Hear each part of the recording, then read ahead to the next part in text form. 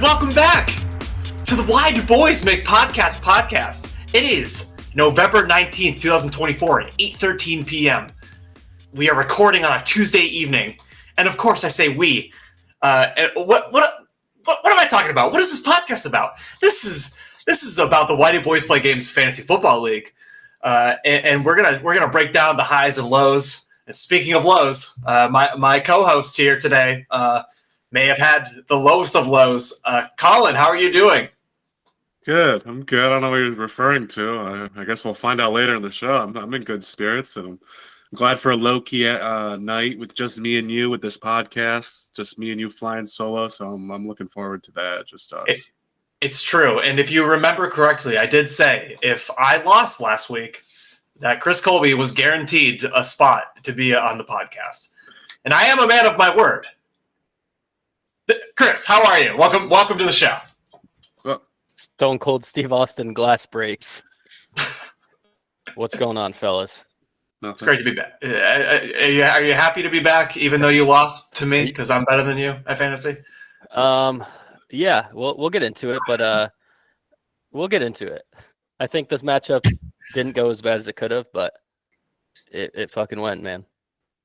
I would like to say that I'm actually not alone. I brought a guest myself, Father Fitzy. Welcome to the show. Hey, fellas, long-time host, first-time caller. Great to be calling in tonight. Can't wait to answer all of your questions, your power rankings. Excited to see what you've prepared for me today. Thank you very much for having me. And it is all about the viewer. Fitzy, it's great to have you on the show as for the first-time guest. I really appreciate it. And Chris, again, always a pleasure. Like I said, it's all about the viewers. So let's view it up and let's talk about what happened in the comments. I started and I said fist. Can't translate it, but Fitzy replied with a fist. I like it. I interpreted this as you just being so excited to be the first this week. Behind the scenes here, I got an email saying something has been copyright stricken, and I was like, "Oh, the podcast is being uploaded right now." You put a careless whisper in, and it got copyright stricken. It's fine. We couldn't make money off of last week's podcast. That's why it's important that we get a sponsor. Keep commenting, everybody. But I figured you were so excited. I tried to time it up. It was scheduled for 8:30. I checked it out in YouTube Studio.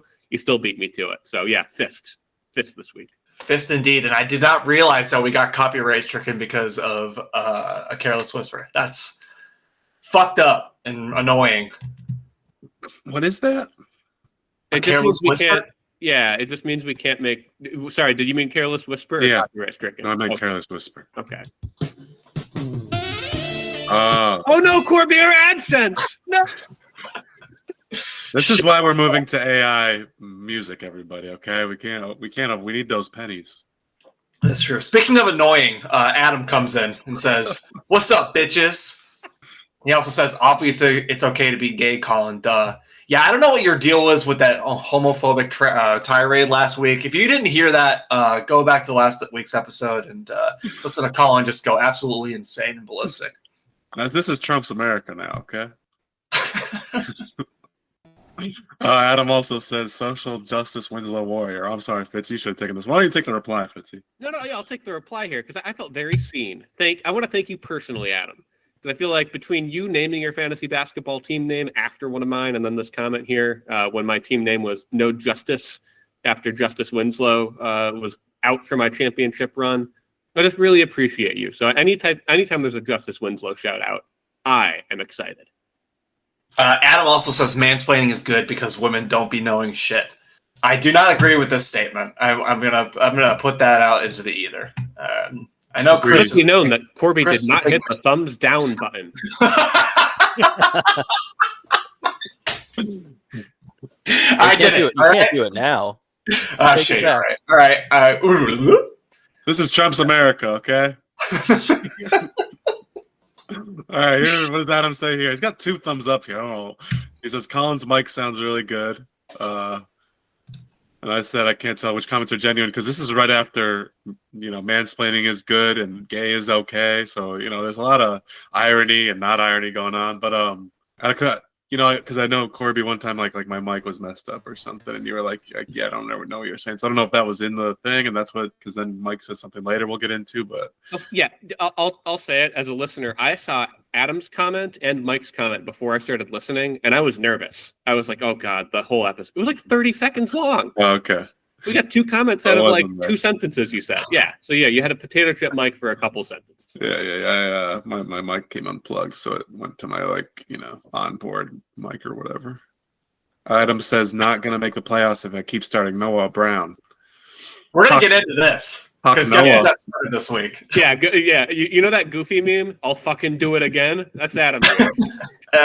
Chris, do you want to take some of these, or you wanna just keep listening in like a good little boy, or what? I'll just be a good little boy, and then I can read your own comments at least. Yeah. Okay. Let's take this one because again, this was Adam just still going. Me and Fitzy face off this week, and I think the loser is basically eliminated. Put up your Dukes, Fitzy. Yes and no. I feel like there's probably a chance that Adam can make playoffs still, but it seems pretty low. Fitzy crunched the numbers for us, so he's going to give us a 45-minute explanation later in the show. He also says, well, my team name was going to be Soldier, Savior, Lead Me, and Heal, but Yahoo doesn't allow commas, ? Since when, ? Yahoo, no comma, ? I like the implication that would still be like an understandable team name. That doesn't help me at all. What is that? He's like, well, it's not that ridiculous because it was going to be this. I still don't know what that is. So I like it without the commas though.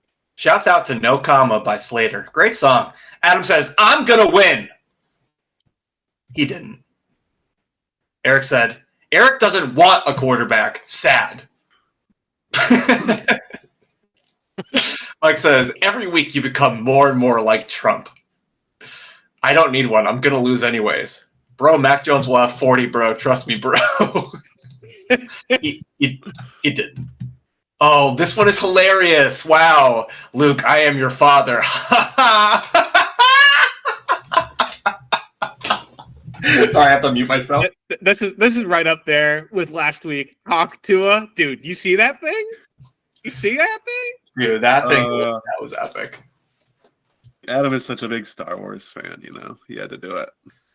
Mike calls me out and says, why the hell is your background blurred? I need to see Spud. The way that I'm not going to explain it, but my house is messy and I thought it looked ugly, so I didn't. But I have a slight blur. It's still really messy and ugly, but whatever. Doesn't matter. If Spud comes along, I'll make sure he gets on Daddy's lap and gives a big snort into the microphone. Mike then says, Eric said roll around ODST. We repeated it in 117 all the time. He then says, I think he wanted to play more Red Dead to rob banks and hijack trains, but we wanted to play ODST, and he said, oh, so you can roll around ODST? Fun. And Eric said, it wasn't Halo 3, I hated it. What a dumb game. Roll around ODST. Fitzy, do you remember roll around ODST? Or no? I remember us saying it. I was not there the day that it was born, but it was just something we repeated, like Mike said, all the time. Mike says, we have all mansplained. If you deny it, you are a liar. I've never mansplained in my life. Yeah, he's mansplaining to you right now. Shut up, Mike. Colin sounds like he's wearing a Big Daddy suit from BioShock. I don't know the reference because that game was too scary, so... I'm getting vetted here. Last level of Thug 2 is Skatopia, real life place. You can play as Ryan Sheckler in that level. Remember in the mid-2000s when Ryan Sheckler was the next Tony Hawk because he was like 12 or something and he could do a kickflip? Chris, can you enlighten me on Ryan Sheckler? Were you a big Sheckler Shiite? You big Sheckhead? I feel like I liked him at first until he had that show Life of Ryan, where he came off as a real, respectfully, a real big pussy. But I think in later years I started to like him. He's kind of cool. He's really good. Brandy, great win. Nothing else to say. Cool. I'll take this one. Chris Colby, Fantasy Football 4 says once. Translate that one. Honest. Huh. Oh, Interesting. That's sick. What language? is that on is purpose, that? Chris? Nope. That's incredible. What the fuck is this? And Let's find out. Fitzy replies This one with, too, Chris. I'm gonna read it Well, without the translate. It says, you had the 34th comment. Close. You can see the numbers 2-2 in there. Oh yeah. Because, yes, this was the 22nd comment of the God week. damn it. I always love being there for you with the stats, Chris. That's right. I like it. When I watched it, I didn't look at the comments, so I was the one to comment. Yes. So. All right, Fitzy, you're Okay, here.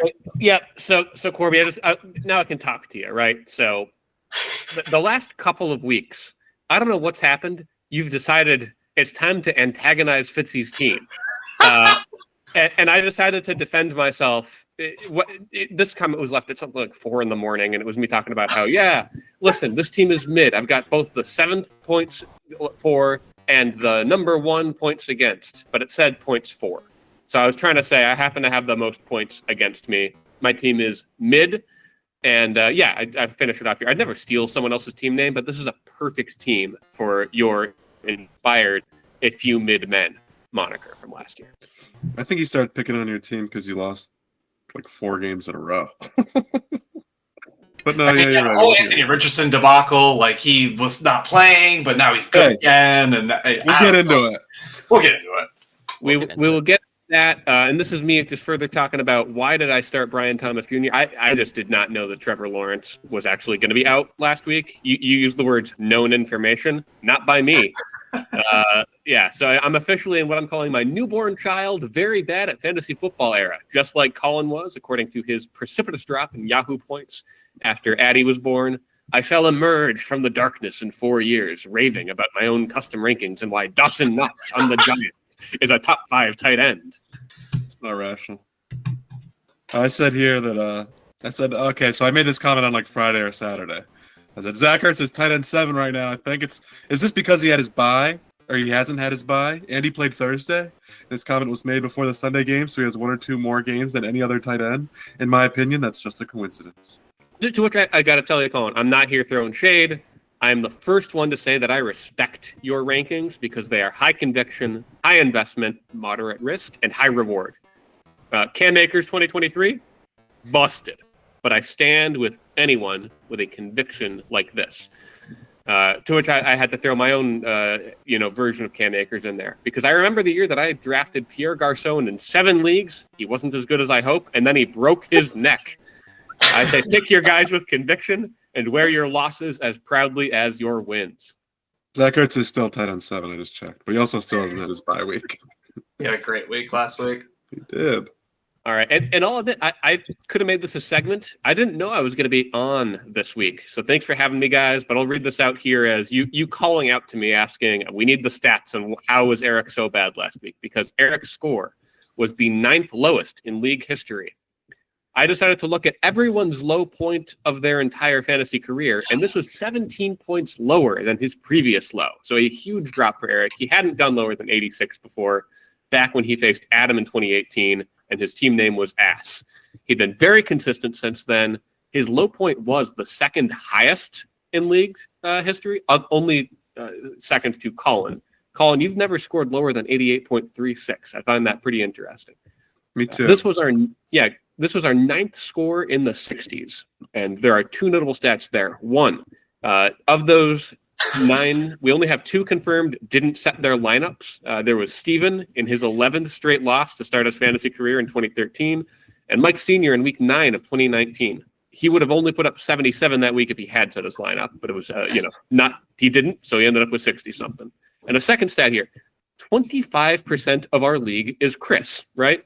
But watch out if you're playing against them, because 8 of the lowest 11 scores were put up against a Chris. That's 72%. Huge discrepancy. Defense, baby. Defense wins championship. Yeah, this was my favorite comment that I made of the week, because, Colin, you said, I love Adam's team names this year. They reminded me of AI. I don't know if you were doing that on purpose. No, not at That's all. just like, you're the ultimate Adam antagonist, man. That is the sickest thing you could have said to him. Awesome. That's so funny. No notes. It was not intentional, but this comment I thought was hilarious. Mike says here too, because he was, he changed his team into Tua sucks. And I was defending Tua on here, and he says Tua fumbled and threw an interception back-to-back drives. Also, he's a Dolphin, so he's inherently the enemy. You got a good game, right? You did good. Yeah, he had a very good game. Jonnu Smith, Fitzy's darling. We'll get into it. Top 5 tight end next year, according to my ranking. Oh my fucking god. Let's go. Chris. Rivalry's back. Me versus Corby. One of the all-time rivalries on this pod. How much It of is a back rivalry when you win like 90% of the time? You fucking... I was excited that Colin locked me up, and Corby, the bolt cutter, Corbett, shut that shit down really quick. This one's going to be not my favorite to read, but hey, future me, I have something to say. Congrats on beating Corby 173 to 152 this week. You are 6-5 and are on fire. In case of emergency, is that a... What the fuck is this? Did you write that? I don't know what. I feel like I only write in case of emergency? No, I know you make it wrote bold? more, and let me see if it renders better on mobile here, because I know you wrote more. Let's get back to this one. Sorry, we'll get back to that one. Eric says, I will watch this later, but I want to apologize to everyone on my performance. Oh no. Oh no. I'm sorry, Eric. Eric, oh no. Oh, Eric, oh no. Oh no, indeed. The Meet the Boys section at the end was so fucking funny. Ashley was watching it with me, and she was just like, what is going on? And then at the end, I was Billy, and she was like, who the fuck is that? And I was like, that's me. That's me. That's Colin. I didn't make it a comment, but I read Chris's. That was inspired work. Oh my god. Inspired. Literally every like time like it came, like a picture popped up, I was just like, who could this be? And every time I just died laughing. It was so good. Well, I messed up a little because I thought it was funny because I put in Eric twice by accident because I put him as Hal Taya. And I meant also was Eric. Yeah. Well, what I meant to do was just have him as Eric, and then the next one was Chris Colby, right next to real Eric. And so you're like, oh, it's gonna be like, a little bait and switch or whatever. But yeah, it was so Eric's in there twice. So I guess that second one can be actually Eric Wartner. He's correctly labeled. Congratulations, Eric. Quickly cleaning up the in case of emergency here, Chris. In case of emergency, break congrats, Corby, on the win. You are a juggernaut, and I am not worthy. Yeah, that's very it. kind. Thank you. I am better than you. Yeah, Oh, sure shit. now. Like a fantasy or just in general? Just most things. All around. Well, Not parenthood for sure. Not Not yet. skateboarding. No. Not growing facial hair, penis size. Anyways, keep going. Anyways, I think All those things are related. Was this the yeah, that's correct. I think this was the hidden comment. If you could be an expert in anything, I would be an expert in football, so I could play in the NFL and I could be on one of our fantasy teams while also being in the league. And then I asked, what NFL player would I be? And you guys crushed these comments. We got a couple of repeat offenders here. I don't get it.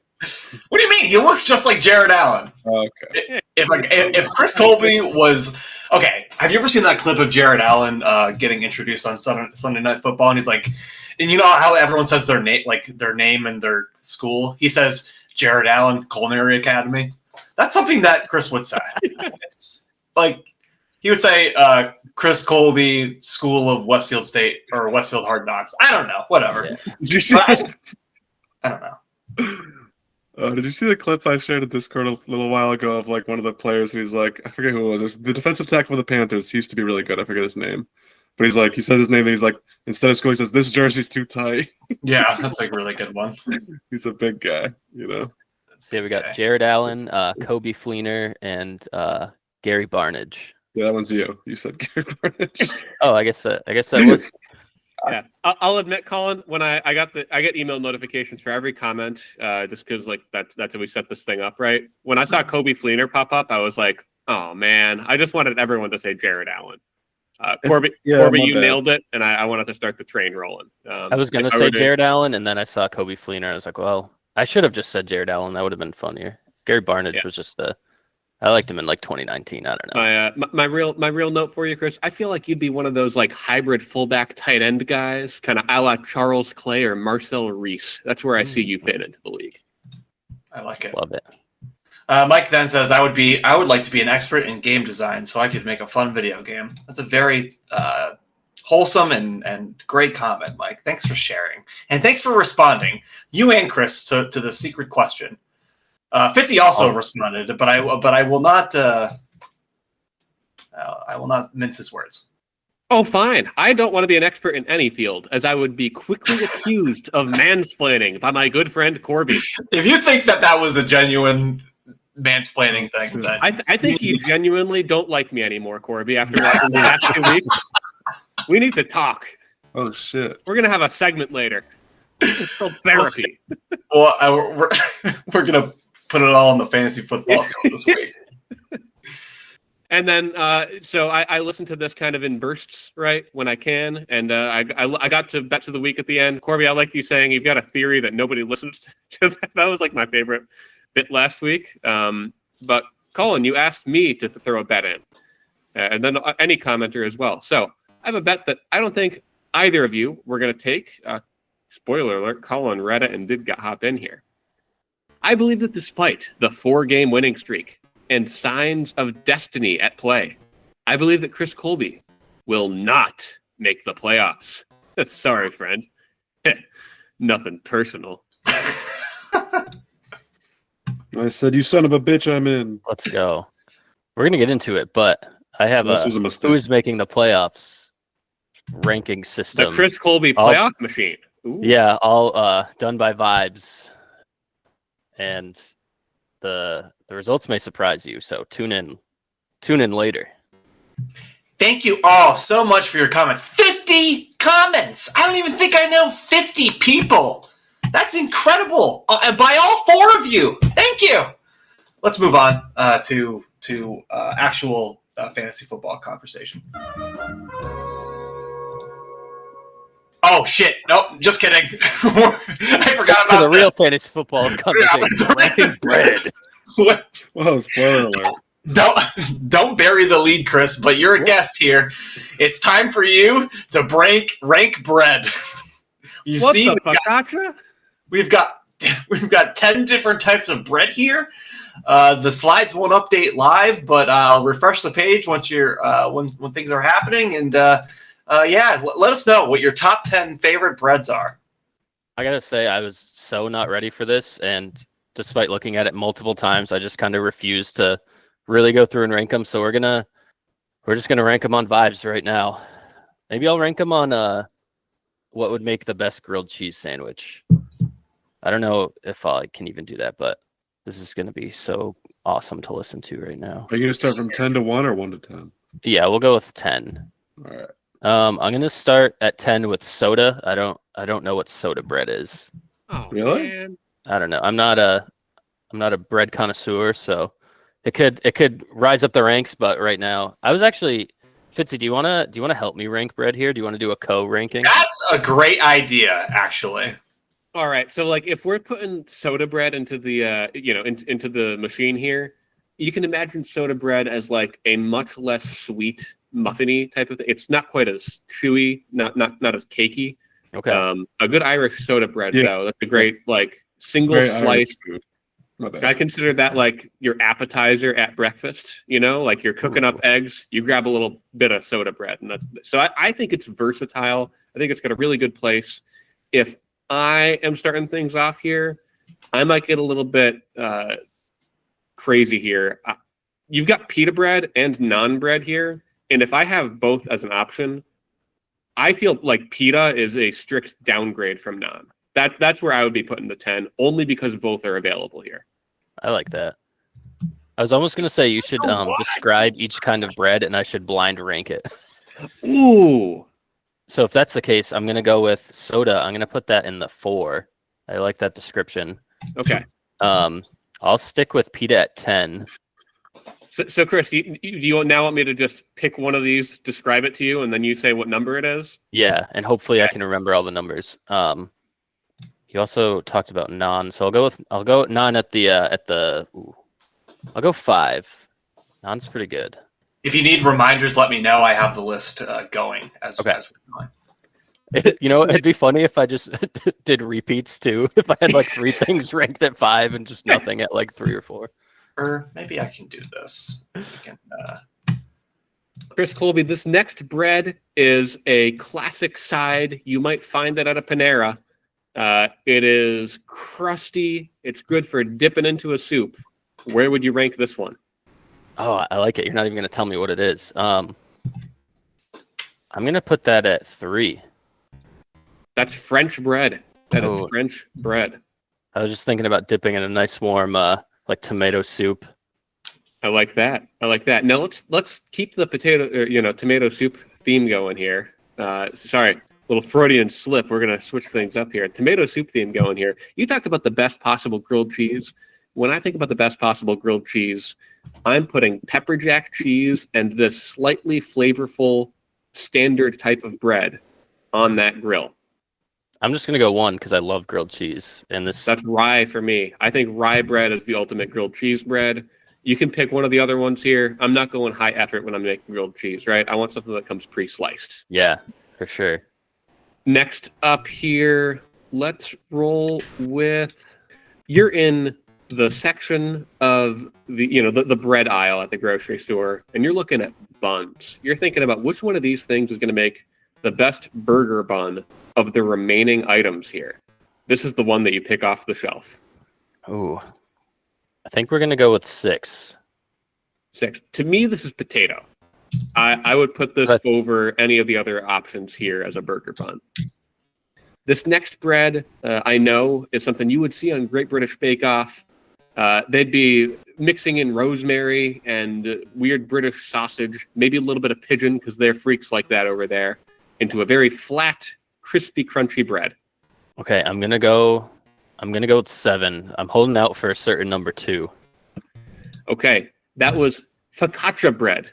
You guys ever even have focaccia bread? I don't know that I have. Thanks for pronouncing it because I was gonna refuse. I had no idea.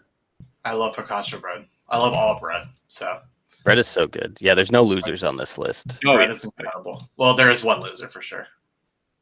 It's not my list. So go on. This next bread would be how, when you close your eyes, I would describe Corby. We're going to go number 2. That's white bread, my friend. That's right. Wonder bread, Corby. You just go to a breakfast spot and you're just looking for that, like, just super buttered, lightly toasted white Michael Corbett bread. Oh, that's interesting. Trump's America, baby. Number 2. Right. That's interesting. I don't disrespect white bread, but white bread is number 3 on my breakfast place bread rankings, with white rye and wheat being the options. Rye's number 1 for me. Number 1 on this list, too. All right, so you've got 2 breads remaining, ciabatta and brioche. I'm not going to try to tell you about these. Chris, do you know much of the difference between ciabatta and brioche bread? No, I don't. I'm going to do this without Googling it. I think ciabatta bread is like a French bread baguette, but like a lot wider and flatter maybe. And brioche, I think of a brioche bun being like that buttered looking, like shiny bun that you would have a burger on. I don't like those. I would put brioche maybe at 10 myself. I know I put pita there, but brioche is the new 10 for me. Yeah, I think I'll go ciabatta 8, brioche 9. I think I would probably rank ciabatta higher, but with this list, this is how it ended up. So that's bread. Let's get this bread and just fellas breaking bread here. This has been fun. Wow, what an incredible list of breads here. To run it back down, number 10, pita, 9, brioche, 8, ciabatta, 7, focaccia, 6, potato, 5, naan, 4, soda, 3, French, 2, white, and the number 1 bread of all time, rye. Let us know in that comment section what bread got snubbed on this list. What bread got snubbed and what bread would you put at number 1? Mike, I know you love bread, and I made this list for you. You probably should have ranked it with you, but we can do that another time. Let's actually talk about football.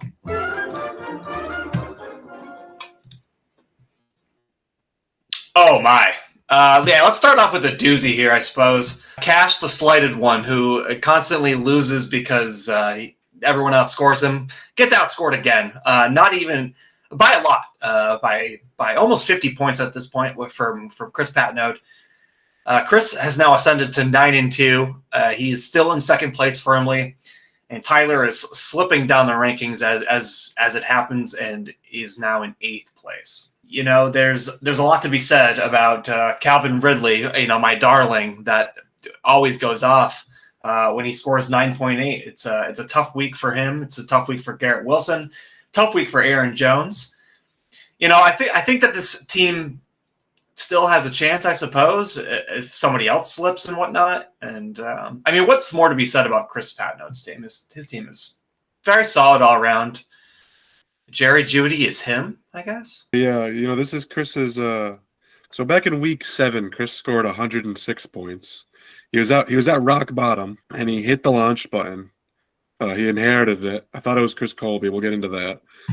Since week 7, where he scored 106, he hasn't had a single game below 155. Chris is a peaky finder monster. I mean, we'll see, I guess, because we still got a few weeks left. But he's in that groove. He's got a good team. Obviously, you know, this sucks for Tyler, who again loses in heartbreaking fashion, and you know, it'll be tough to him to make playoffs unless he wins out because he still has good points for. But yeah, this is he truly has the hardest road. Yeah, Tyler. It's when you put up 144, you're right in that range of like you could have gotten a win. You outscored a winner or two this week, but I think you were 8th in points for this week, right? It's a weird week for Tyler's team. His number 1 point scorer, Justin Herbert, that makes sense. His number 2 point scorer, Houston defense. Well, they were playing Cooper Rush. That makes sense. His number 3 scorer was Cooper Rush. So, like, kind of just a weird week for just his flex, kind of pooped the bed. Garrett Wilson, hopefully 18 receiving yards is the lowest he'll get this year. We'll see. I've got a lot to not say about the Jets. So I think this is more about Chris being good than it is about Tyler bottoming out. So I still think Tyler's got a real good shot to make the playoffs. Yeah, I mean, Chris, his quarterbacks put up 30 points, and he didn't have George Kittle, and he still put up almost a 200 burger. That's a good team. But Tyler, don't fret. You might be looking at good things coming soon. We'll check it out on the playoff calculator. Just some housekeeping notes here in terms of the pick'em for all three of us that care. Me and Colin picked Chris P, Fitzy, and the coin picked Tyler. Let's move on to the next one. No, let's just do the one after this one, actually. Hold on, let me just cue up my sad music for Colin so he can lament and be sad. Just kidding. Let's give Taylor his flowers that he so rightfully deserves. Everybody on this earth. Look at these projections. He was projected for 111 points. And he scored a 209 burger off of the back of Jared Goff, Taysom Hill, Amon-Ra St. Brown, and Joe Mixon. I mean, this is the stuff of legends, in my opinion. This guy didn't have a starting quarterback, so the tight end swag strat with Taysom Hill. It's incredible. Like this is what fantasy football is about. It's an amazing just victory. He's probably not going to make playoffs, but there's no way he wasn't sitting on his phone staring at it and smiling. You gotta love it. Colin, let's. Thank you. Listen up, everybody. This is the third week in a row I've played the highest scorer in the league. This is unfair. This is unright. This is not righteous. I'd like to posit that this was the highest ratio output to projection in league history. I don't think who has outscored besides, unless there's no way he scored almost twice his projection. That means on average every player scored twice what they were. There's no way that this has to be the highest of all time. This is a tragedy. It's an injustice, and I'd like to bring this to fantasy court. So I was really counting on a win this week to keep in the playoff race. I mean, I'm in 6th place, so if the playoffs were here today, I'd be in. But I feel like I need to, at work. I mean, I feel like I need to win out and go 8-6. I could be 7-7 to make it, but I don't feel confident enough about that. So hopefully I can win my last 3 games. We'll get into it, but not looking good. I may miss the playoffs for the second time in league history. Is Taysom Hill the most Taylor fantasy guy of all time?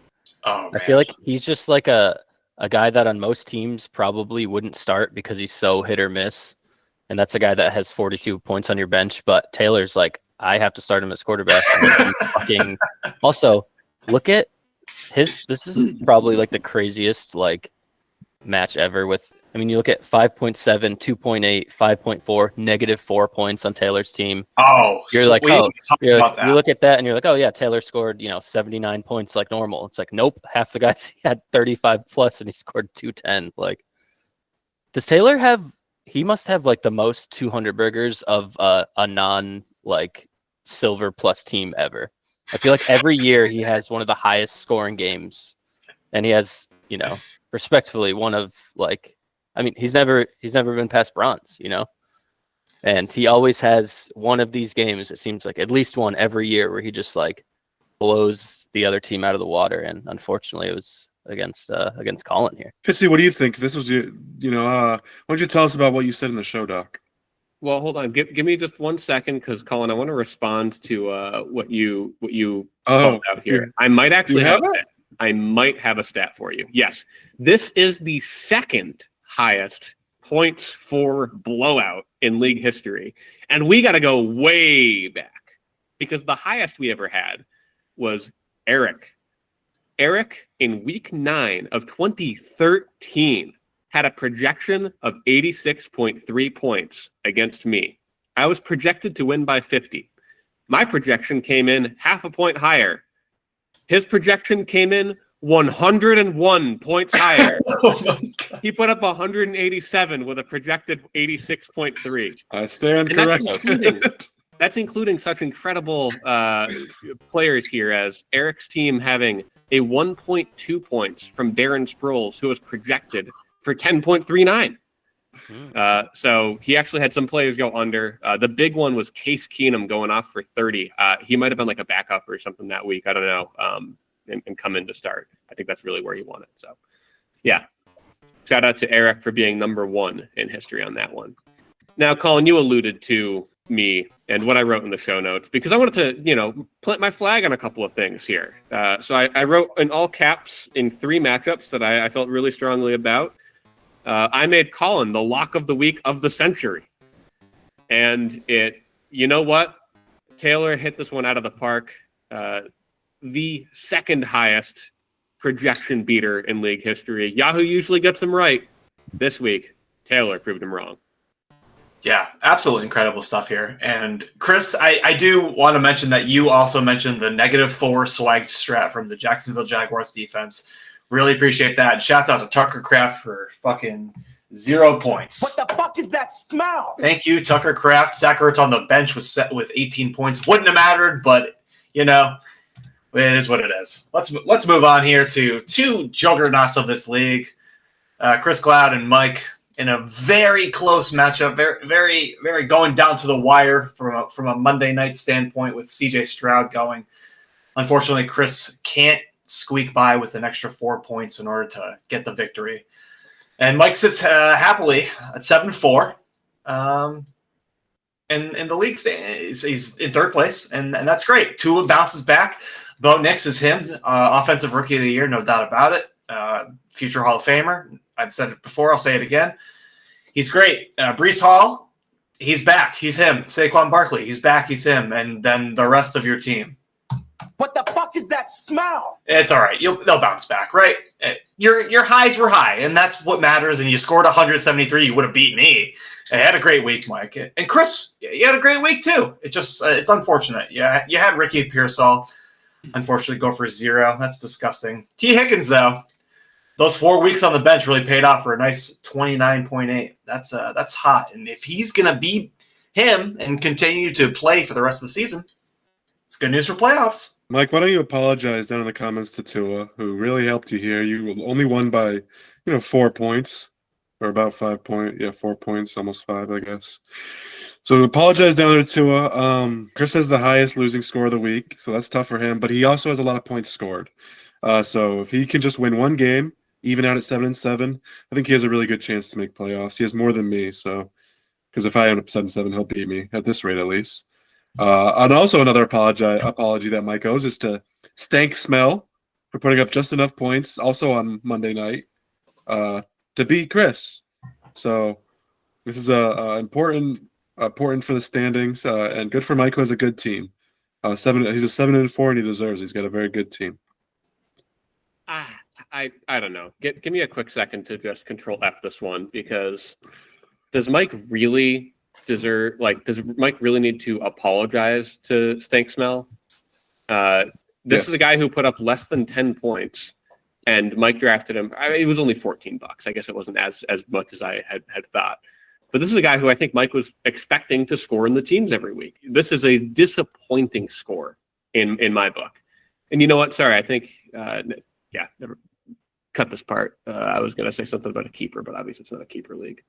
14 is a good deal at the time. And then hindsight, it's an overpay. So, Mike, you are the team of destiny. Let me read off real quick what I put in the show notes, because I said it in all caps.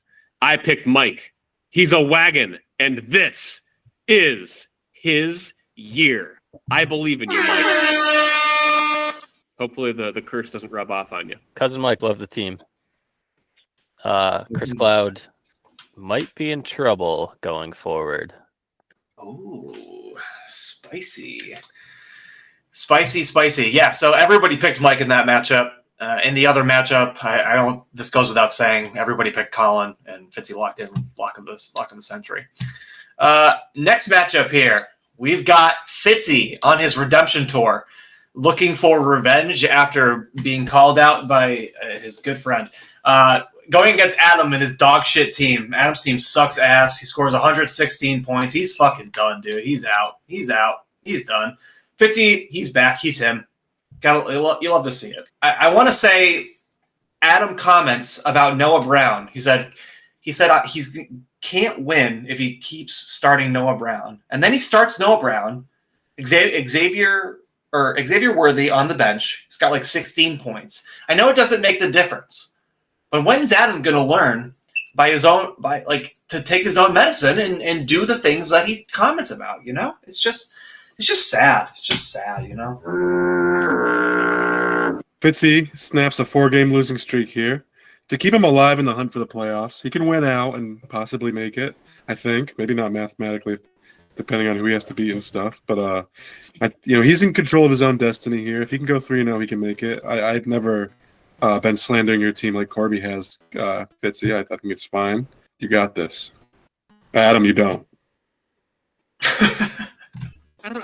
I kind of don't. I don't think this was an impressive victory by any standards. This was the 6th highest score in the league this week, which means, technically I would expect to win because I'm higher than 6 and only lower than 4 others, or 5 others. But 6th highest, you win or you lose. I feel like this team every week could win or lose. I said this about Chris's team earlier this year. Chris has proved me wrong. It's now true about my team. If I have a coin flip chance to win every week, I need a lot of heads in a row to make the playoffs. And I just don't believe it's going to happen. This is a mid-team, probably 7th best in the league. We're going to try to improve on that little number 10 that it showed right there. We're already up to 9. Let's make it 8 this week, boys. We go to a battle of the bottom dwellers, where Fitzy took on Adam. Fitzy wished fair winds and following seas to his quarterback. The Drake Mayflower and the USS Anthony Richardson set sail and combined for a wavy 46 points. Devontae Don Smith was exploring the gridiron, but couldn't discover the end zone. Sailors Jameson, Roger Williams, and boy, what a great game you had, lad, Okonkey, were advocates of high scores and fair dealings with the Native Americans. I don't think they were true to their word because they were involved in the slaughtering of the chiefs. Jackson, Squanto Njigba, and Matthew Red Cloud Stafford tried to reason with the colonists, but ultimately, due to the downfalls of Noah, I just filled my pants with Brown, everyone's favorite, DeAndre Plopkin, and of course, Taylor Swift's boyfriend, Adam stood no chance. Fitzy conquers Adam, 160.06 to 116.64. Oh boy, thank you, Chris. For me, this like I said, I mentioned how it's not really an impressive win for me. The thing that is impressive is how bad Adam's team has been here. outside of Jackson Smith-Njigba and Matt Stafford, what has he got here? He's got Noah Brown, Kareem Hunt, Tony Pollard. Just a whole lot of poop still in Adam's team. I say it's time to flush him. Speaking of flushing, hold on 1 second. I think we all know what's coming. Eric! Welcome back to the Clown Show, the weekly clown show for Eric Sinkowitz, our friend here. He'll be starting one quarterback for a long time at this point. Let's break it down. We can keep this simple, right? When your highest scoring player is Marquez Valdez-Scantling, well, you've got a problem. I mean, on the bright side here, Eric outscores his projection by a whopping less than 0.1 digits, which is great, I suppose. There's nothing to say here. Like, everyone knew that this was going to happen. Everyone picked Brandy, and Brandy has a solid week with the rest of the team getting healthy. I mean, let's be honest here. Nico could have done better. Raheem is done. We've got to figure out the RB2 situation. He's done, but that's okay. You've got Brock Bowers. He's GOAT. He's the GOAT. He's amazing. And Johnny Smith, 2 tight end swag strat carried you to this victory here. I love it. You know, I love it when a plan comes together, and it did for Brandy this week. Yeah, that's one way to put it. I mean, Brandy scored 135. Since week 6, Brandy's been averaging 128 points. That's 6 games. She is, in my opinion, the pretender in the top, the top half of the league.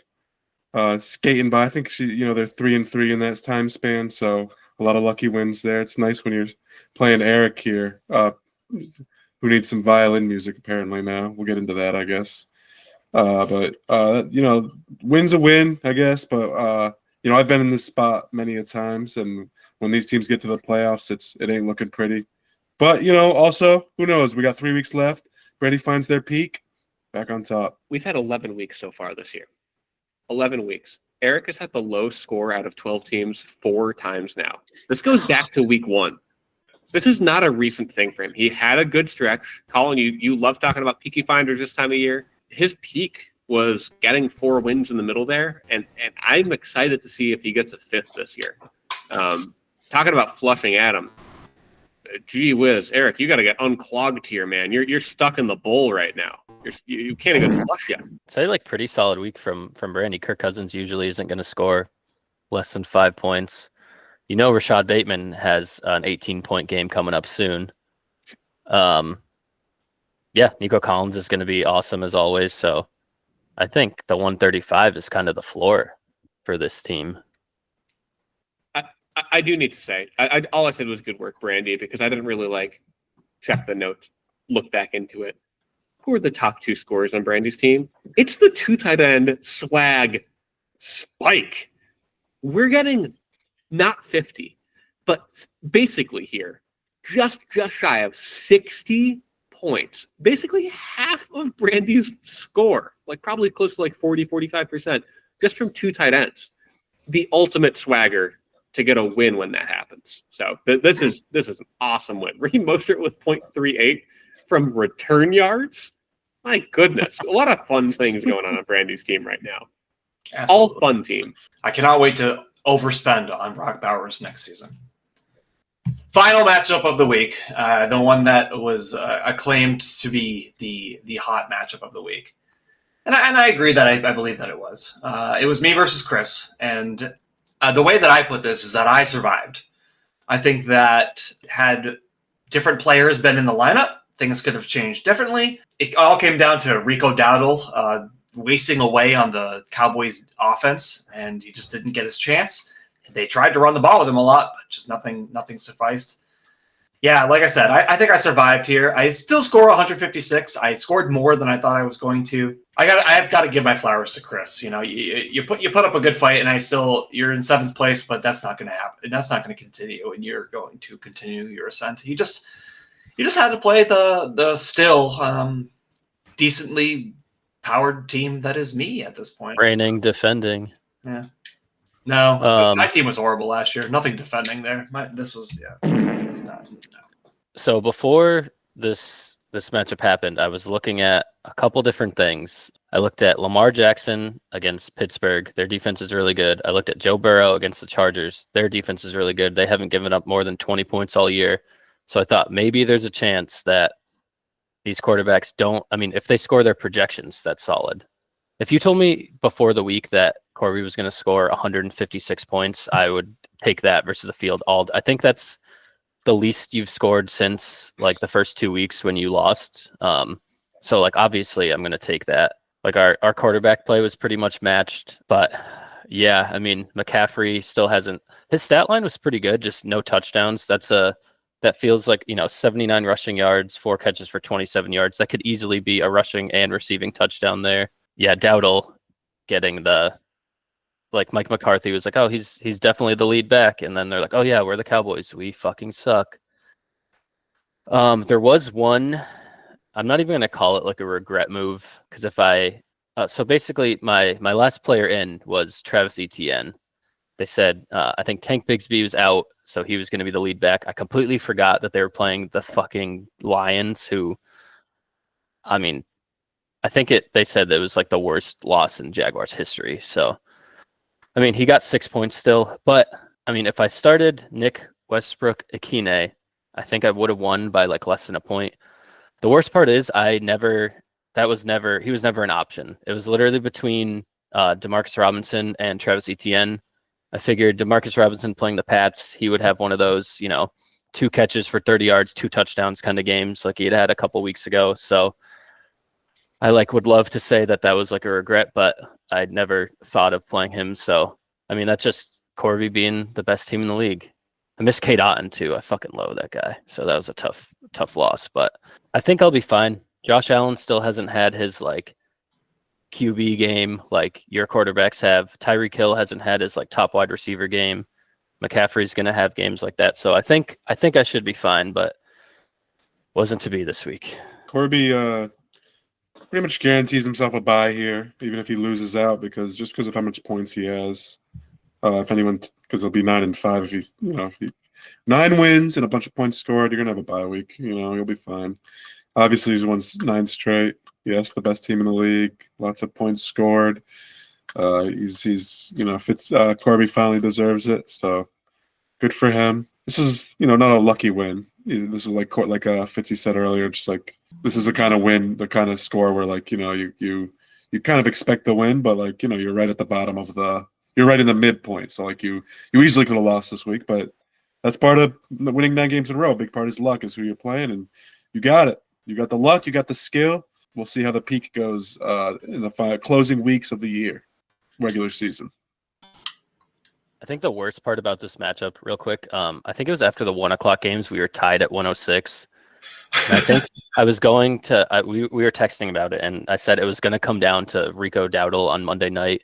I went to bed on Sunday night, and Burrow and Chase Brown both had like 4 points. And I was like, okay, like just hold them and I think I had woken up like 30 minutes later and they were both at around 10. And I was like, okay, that's fine. And then I woke up the next morning and saw that Burrow had 31 and he had 20. And I was like, well, I don't feel great about Rico Dowdle scoring 20. So yeah, is what it is. I thought that this matchup really altered the standings with some mind-altering substances.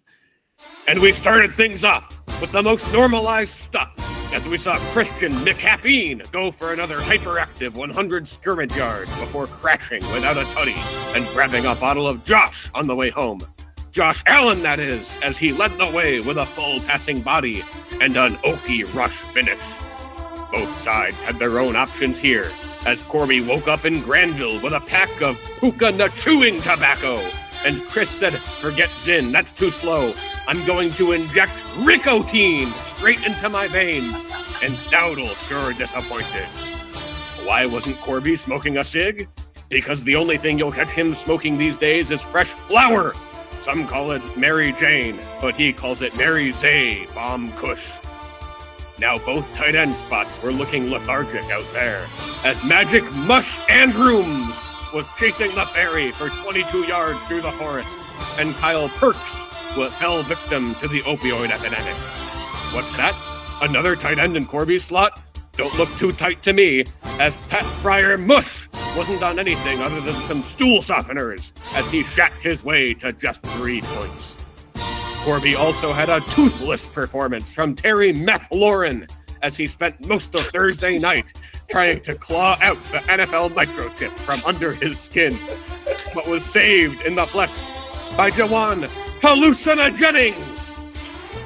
You can always count on this guy, as over on Chris's side, Tyreek Pills popped off for his highest score since week 1. And forget Fent, if you need a one-hitter and nothing else, look no further than the man who keeps making 2 catches and turning 1 into a touchdown. That's right, it's Quentin All Johnston. It came down to a Sunday night second half comeback. At first, he was rejected, but Joe Barofinal would not be denied. Corby boofs Chris, 156-143. Thanks, Boom. And that was week 11. Hey, I do want to make one quick, verbal non-Berman note because of 8 skill position players on both sides here. Corby had 5 with 2 or fewer receptions, and Chris had 4. That's a really high number for these really not bad weeks. You had a few guys just get those couple of catches, turn them 1 or 2 into a touchdown. The other thing, I was really inspired by drugs this week, obviously. The other thing I started with was, can I find a lot of memes? Because I just want to put into the ether here. Puka Nakua spit all over that thing on his way to 25 points. Think about it. Oh my God. What have you done? I like it. Before we move on, shout out to Corbett. What the fuck is that smell? All right. Yeah. So these are the standings. You'll notice we've got 2 asterisks with 2 teams clinching playoff berths for the first time this year. That would be me and Chris Patnode. Only 2 9-2 teams. We've got 2 7-4 teams, 1 6-5 team, 2 5-6. And then we've got a bunch of stragglers at 4-7, just biting and trying to claw their way to the top here. In terms of the Pick'em record check, Colin and I went 4-2. Fitzy and the Coin went 3-3. In total, Colin is 40-26. I'm 44-20. Fitzy is 43-23, and the Coin is 33-33. A quick, this could be off the record, Corby. Can we just double check? I think you're further ahead of me, and I'm looking at the numbers here. I'm really bad at crunching these numbers. Yeah, yours add up to 64. I think everyone else is at 66. I'm not trying to tell on myself. I just think that you are more ahead of me than it might be reflected. Maybe 46-20. Sure, that sounds right. Why not? 46-20 it is. I should not be the one doing the record check. I put a to-do in the show notes, and then it wasn't done. So then I did fine. I'll do it myself, and then I did it poorly. Because you're purple. Fine, I'll do it myself. That's what Thanos says. Yeah, that's what Thanos says, apparently. I've never seen the movie. I'll check it out. Thanos the movie. What's next? We can move on to Transaction Watch, where I am interested in hearing Chris's hot takes on teams that will be pulling for the playoff contention spots here. So, Chris, you want to take it away? Yeah, I ran a little Chris's playoff machine today. I went the next 3 weeks. I went match by match, and I just I based who was going to win or lose, kind of just off of how the last couple weeks have been going, just like the overall vibes of the team. A lot of them, like the lineups weren't fully set, and maybe I didn't take that into account, but it doesn't matter. Because this list you see here, 2 of these teams will not be making the playoffs who are currently in the top 6. Let me see. A couple of key matches the next couple weeks that are going to have some real big playoff implications. I would say this week, a big one is Chris Cloud versus Brandy. I would also, I guess, just say my matchup and Colin's matchup because we're both right there. Next week, I'm playing Mike Box, which is pretty big. Colin and Chris Cloud are playing each other, which is going to be big for me, for sure. And, week 14, there's a Chris Bowl to end the season, which is big. Who else? Colin and Brandy have a matchup, which could be could be pretty big. So I'm gonna go. Where should I start? I'll start at 1 and go down, maybe. Or no, maybe I'll start at 12 and go up. I don't know. I'm winging it here. The team that's going to finish last in the regular season this year is Eric. Eric is got a lot of poo coming to him. He's getting flushed. Number 11 is a team who will also be in the toilet with him. That's going to be Adam. Can you believe that Taylor's not in the bottom 2? Neither can I, but he's number 10. He's scored more than Brandy this year. Yeah, Taylor he always has a weird team. It feels like his team's always good and bad at the same time. I really don't know how to describe it. Like literally, like this week I'm like so the next segment is going to be transactions, which I made a trade because I only had one quarterback starting, and I was almost going to just roll with it because I'm like, oh, it's Taylor. Like I should be able to beat Taylor with one quarterback. But Taylor can put up 210 points with nobody playing. So I think out of my last 3 matchups, I'm the most scared of him. Like he could kind of end my run right here almost. But it seems just kind of like a bad luck kind of thing with him. So not in dead last, which is good. Number 9, I have Fitzy, which looks like you're 9th now, you know? I don't think you have the worst team, but you don't have the best. Okay, the next 2 are going to surprise some people. Number 8, I have Chris Cloud. I have Chris Cloud losing out and dropping to this is such a mess here. 6 and 8. What? Yeah. I think Chris Cloud's playing Brandy, Colin, and myself, which I mean, you know, against me and Colin, who I guess against all of them, you know, they could all be coin flips, but I could easily see him losing all 3 and dropping himself out of the playoff race. And right above him at 7, I have Colin. You what? Yeah. This probably won't happen, but I have Colin losing, I think, 2 out of 3. I know, actually, I have you winning 2.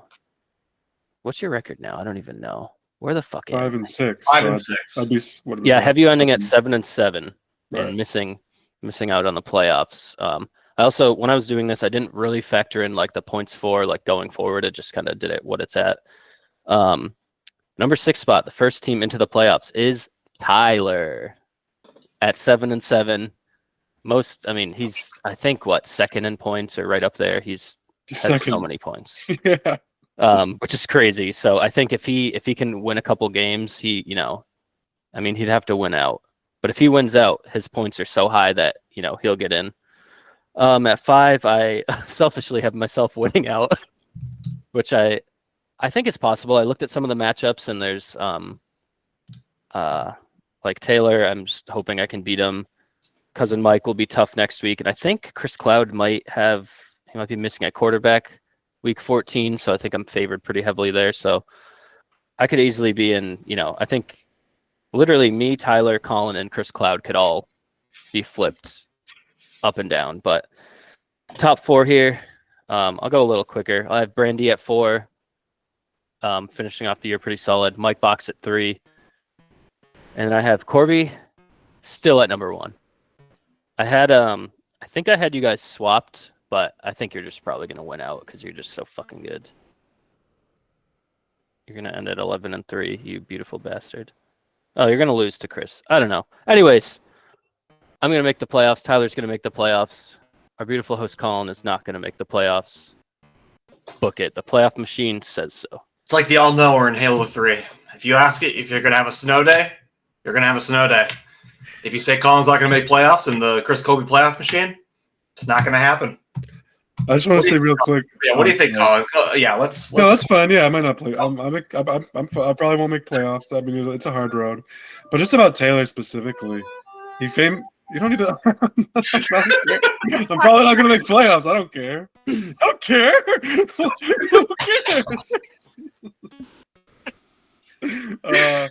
you guys remember, like, I don't know if it was probably 2 years ago, maybe last year, his Peaky Finder chart, and it was just like everyone's Peaky Finder chart is just like solid, like, you know, there's obvious peaks and valleys and plateaus, and Taylor's is just like the spikiest mountain range in the fucking Adirondacks. It's up and down, and that is who Taylor is. It is who he is. I don't know how, but like he is. He's the scariest team in the league because you lay your guard down. Like me, I was like, oh, guaranteed win, and I'm gonna walk into playoffs maybe. Like, you know, I'll go 8-6 and it'll be easy.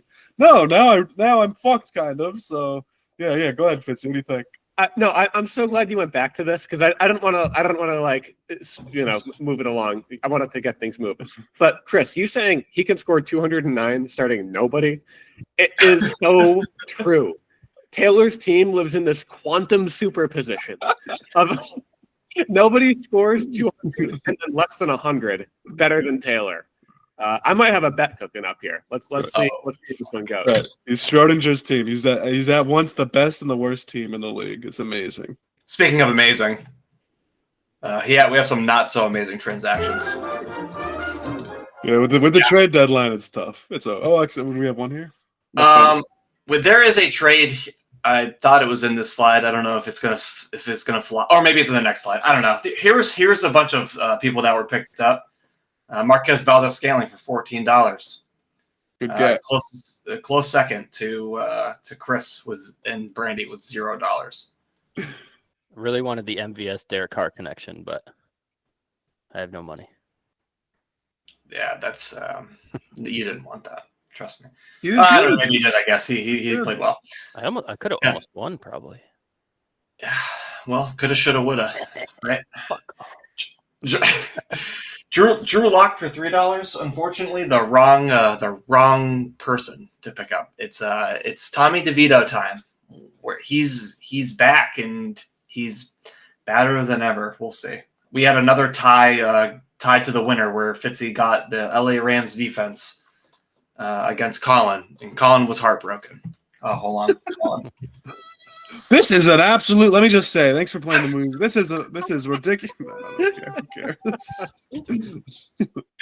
And then Elijah Moore. Yeah. All right, let's go. All right. And then we had this trade. Caleb Williams for Rashad Bateman. I saw this trade, and I gave it in my brain. I gave it an F minus. This is in favor of Chris getting Caleb Williams. So the net gain for Brandy. This is basically Kareem Hunt for Rashad Bateman. Yeah, I was. Feels like a lateral move, I guess. You know that story of the guy who took a paperclip and kept trading it until he got a house? Brandy started with a house, and she was like, "I want a paperclip." Stop. Caleb Williams sucks. He does suck, but so does Rashad Bateman. Yeah. No, I agree with the conceit of what you're saying, which is that yes, this was not highbrow moves from Brandy, but you know, like they weren't going to start Caleb Williams, and now maybe they're going to start Rashad Bateman. Could have used Kareem Hunt, but he didn't do good this week anyway. Pacheco's coming back, so yeah. I mean, if this is all he could do, then you have to do something. You have to get something for Caleb Williams. Yeah, he's sitting on your bench. Yeah, I was throwing out trades for quarterbacks all over the league, and this is the one that stuck. I basically have 3 Rashad Batemans on my team with Demarcus Robinson and Nick Westbrook-Akine. So I figured Rashad Bateman was probably the flashiest of all 3 of them. I mean, like on that offense, it's he could go off, he could not, just like all those other guys. So that's just one like regret that I won't have to have by starting him when I shouldn't.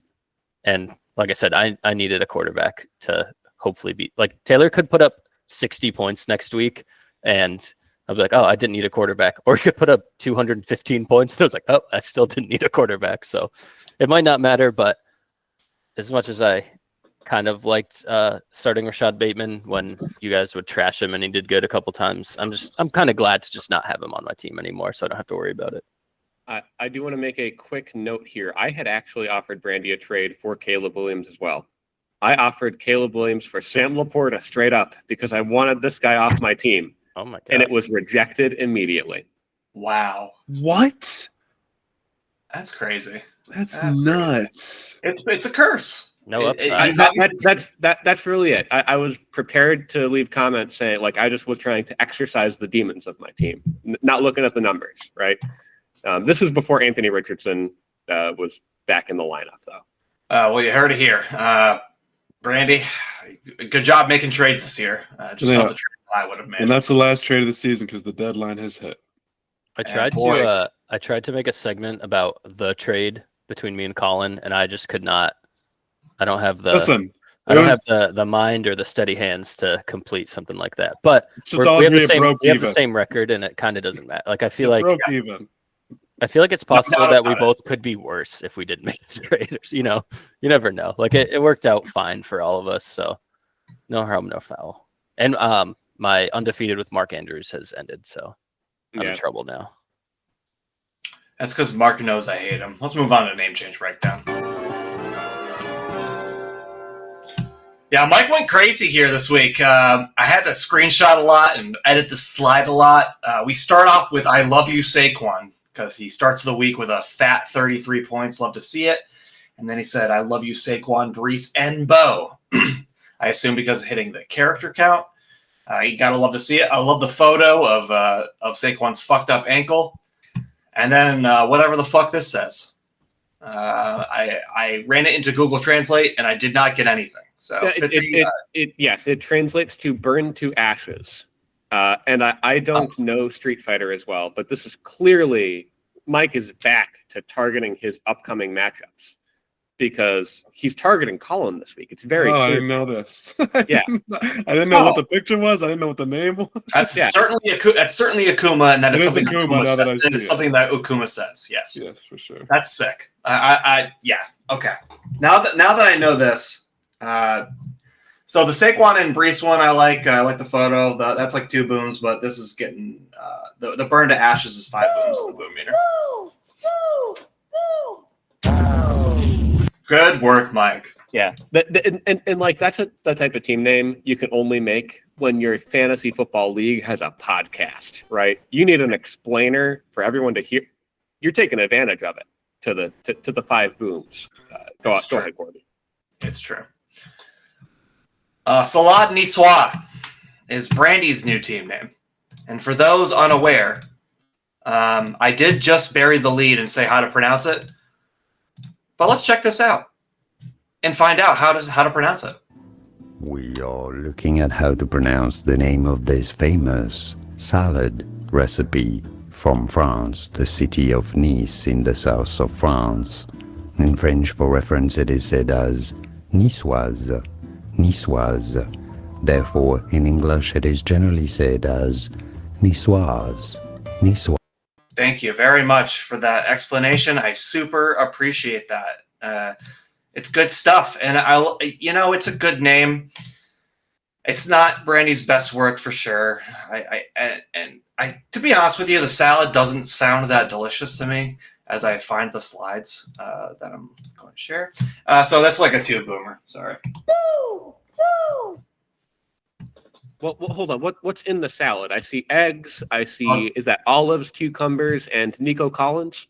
Yeah, Nico Collins is in there too. Yeah, a miniature-sized Nico Collins is in there. And to me, I just don't want to eat a man. I just don't want to eat flesh. Would you guys eat human flesh if you were offered it? If you called it salade niçoise and said it was French, and I didn't know there was human in it, I'd probably eat it. Yeah. Listen, we had this conversation, okay? Like, how much would you need to be paid to eat human flesh, right? Wasn't that us? Yeah, probably. I had this conversation with like 100 people. Right.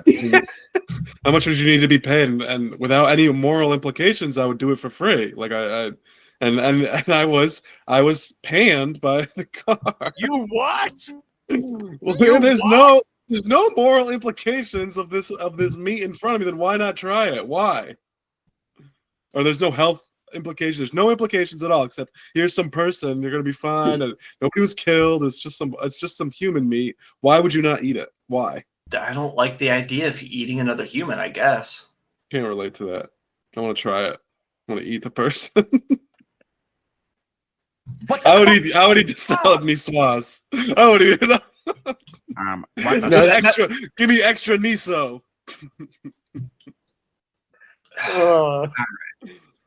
I can't wait to talk about this again in like 2 weeks. Like I feel like I always bring it up. Yeah. Cue the music. Oh, that was gonna be the violin. No, it's the clown music. Eric will think it's the clown music. Yeah, What Is Wrong With Me is Eric's new team name, and you know what's coming. It's sad, and it's a new team name. It's Eric's first new team name in a long time, which I love to see. I love the clip art. It's really good. It's awesome. It's a five boomer. Yeah, Yahoo doesn't make it easy to fit a circle inside of the circle here. He really nailed it just right. I don't see it stretched left, not stretched up and down. This is, a 5 boomer. Even on that, you get that little wedge of white up there, but you got to see the knuckles. Good work, Eric. Way to fit it in there. Was he Sleepy Eric before this? Mr. Sleepy Guy. Okay. Last yeah, round. that's a season and a half. So wow, that's special. It's a huge move. It's a 5 boomer for sure. Gotta love to see it.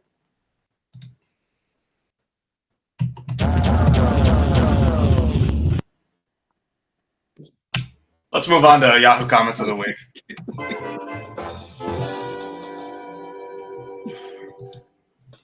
Travis Etienne. Riley says hobo. He is kind of a hobo in terms of fantasy football play. This guy has fucked me royally in multiple leagues this year, and I am pissed. Royally pissed. I like to think that, you want to say a lot of meaner stuff, but Yahoo doesn't allow it. So you have to go PG level 2 it's insult like a people. top Yahoo insult. This hobo. It's like kindergartners, trying to be mean to each other. You're a hobo. Right. That's what Addie would say to me if she was really mad at me. It's just It's good stuff. It's good stuff. This one was a personal one for me, of course. Let's start on the left-hand side with Shay. This is also on the subject of Kyle Pitts. Shay is dropping a football into a trash can, and Mike says, "Taysom Hill on my bench for this scrub. I'm the scrub." It's such a fucking incredible. Good. It's so good. The self-deprecation ones are really good. But I can't help but love Kyle Pitts. I love him. I can't quit him. I love him so much. Travis Kelce, another one of my darling from the past. JP goes on this weird thing here. Coming off his 20th COVID vaccine this week, it'll be a miracle if this post doesn't get rejected. Thanks to censorship on Yahoo.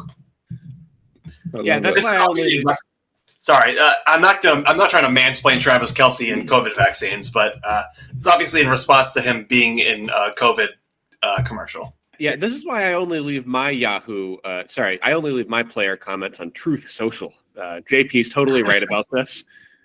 Chris, you're on Rumble, right? What's Rumble? As far as I'm aware, Rumble's like the pre-Truth Social version. It's just more right. I thought it was like Bumble, but they made it an R because Republican. Oh man, that's good. That's what it is. Good.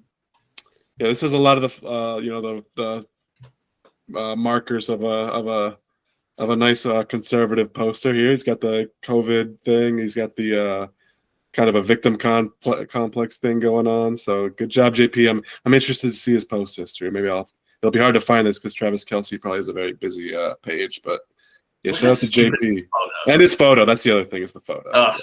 It was a boombox, a dog in a stupid suit. You look like a dumbass, JP. Fuck you, JP. And Jacksonville defense. This is the first time I ever went in the comment section of a defense. So they scored -4 points, which is probably the lowest you could possibly score as a defense. All they need is a new GM, new coach, new DC, new defensive lineman except for Josh Allen, new linebackers, new safeties, new cornerbacks, a new team logo, a new team name, new uniforms, a new mascot, and a new stadium. If they make those changes, they will be a very good defense. 27 thumbs up is so good. Yeah, right? 27 is so many. That's crazy. God. All right, Corby, hold for a second. I'm going to add a slide real quick. Oh, fuck. Let's go. Because I was just scrolling through.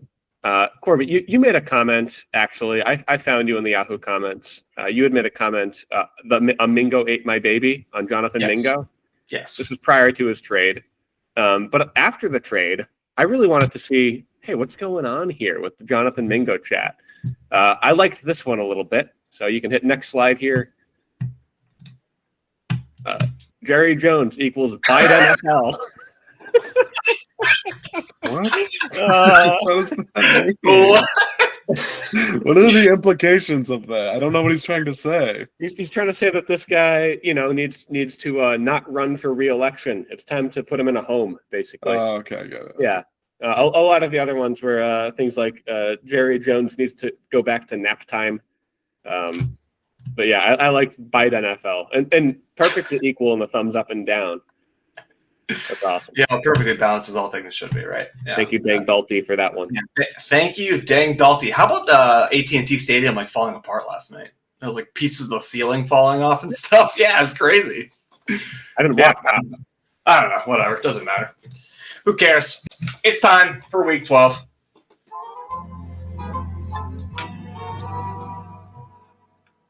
Oh, remember when Yahoo used to have Week 1 as Rivals Week? This is Rivals Week, and I feel like every Week 1 I'm always playing Fitzy, and it's time to run it back. And let's be honest here. These projections are ridiculous because we've got two Jaguars who are on bye, so that's not going to happen. If anything, so I was scared last week. Now I'm really scared because, listen, I've won 9 games in a row. There's certainly something has got to give, and this feels like this next stretch of 3 more weeks. It could certainly go. I'm playing Fitzy this week. Next week I'm playing Chris Patnode. The only 2 teams that I've lost to, and it feels like it could go their way. However, Fitzy is my nemesis. He's my rival, according to old Yahoo. For all those old Yahoo heads, for that reason, and that reason alone, and I'm gonna be putting Bucky Irving finally in the lineup. He's back. I know what I'll be doing this weekend. I'll be watching Bucky Larson going off. What are you doing this weekend? This weekend, I'm picking me.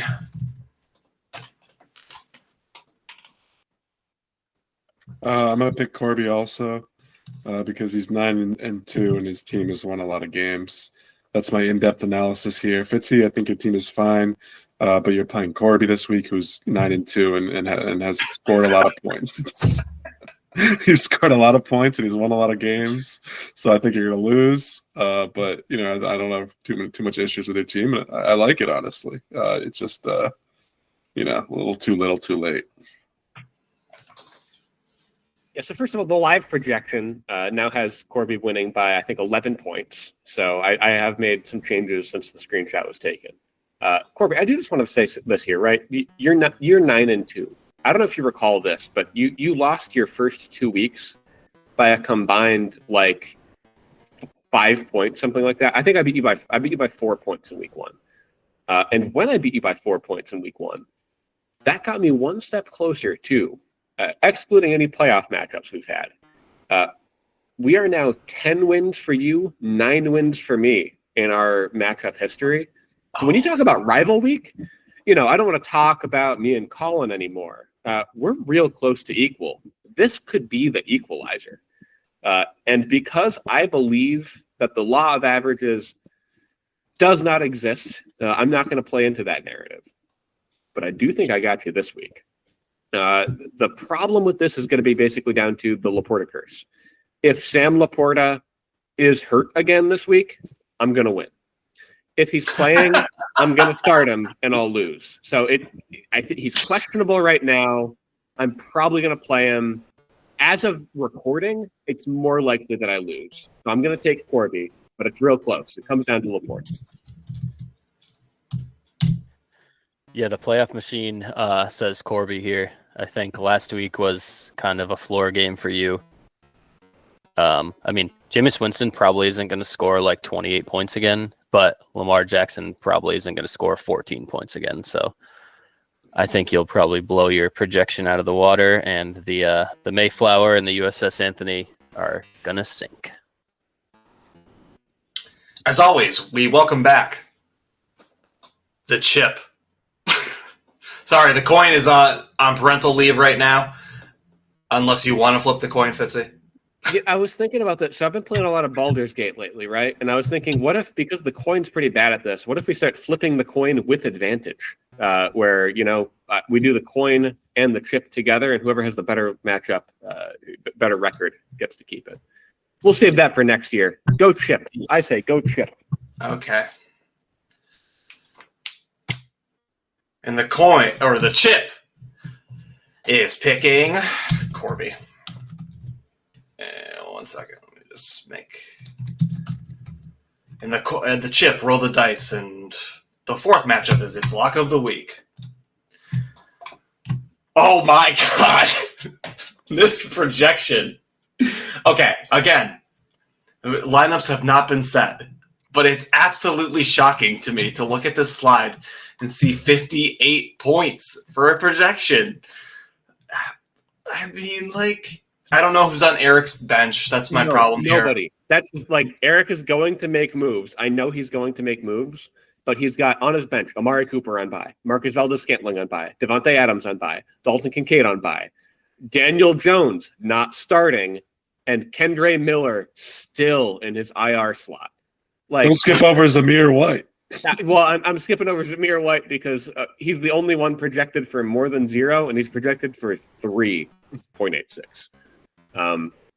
So yeah, I guess he has the potential to bring his projection all the way up to 84 or 83 right now. But he's going to have to make some moves. And I know he's listening, and I know he's going to make moves. So the projection's going to be a lot closer than Eric getting doubled up by Tyler. But I've got a bet cooking up for later. This has less to do with Eric. This has more to do with Tyler. I think this is a Tyler victory, no matter what Eric does. Yeah. So here we got Eric flexing Zach Charbonnet, Cam Akers, and Antonio Gibson. So, I was like, I'll trade him DeAndre Swift and solve his RB2 problem, which did. But now he's got a big flex problem. And honestly, it's not even that he has a flex problem. It's just what Fitzy just pointed out, which is that all of his guys are on bye. When he's at full strength, his team honestly isn't that bad. But it's not at full strength. It was designed to lose this week. And unfortunately, this week was one that he would have needed to win to even have a chance to sniff at playoffs. Instead, I think we're going to see Tyler win. I'm going to lock this one up because I really feel for Tyler. Yeah, Corbett, you're going to have to queue up that lock button a couple of times. I feel like we're going to be hitting that one. Hit it for me too, please. Go Tyler. There we go. As Akon said, I'm locked up. They won't let me out. I had Tyler winning out, so I think Baker alone could beat Eric this week. I feel like he's gonna cook the Giants. That might be a little crazy, but Tyler's gonna win for sure. Are you locking it up, Chris, or no? Lock it up. Play the Akon locked up clank. Fuck, I wish I had it. He's locked up like the smoker, the juggalo in a box. Oh, yeah, we got to get Smoker the Joker on this podcast. We'll get a soundbite going. Just for posterity's sake, I am picking Tyler, and I'm also locking it in. The lock sweep. This is like the first time I think we've ever locked it. Everyone's locked in this matchup. But, Corby, what is the chip going to do? Has to be on Eric. Oh, the chip picked Tyler. That would have been amazing. Absolutely amazing.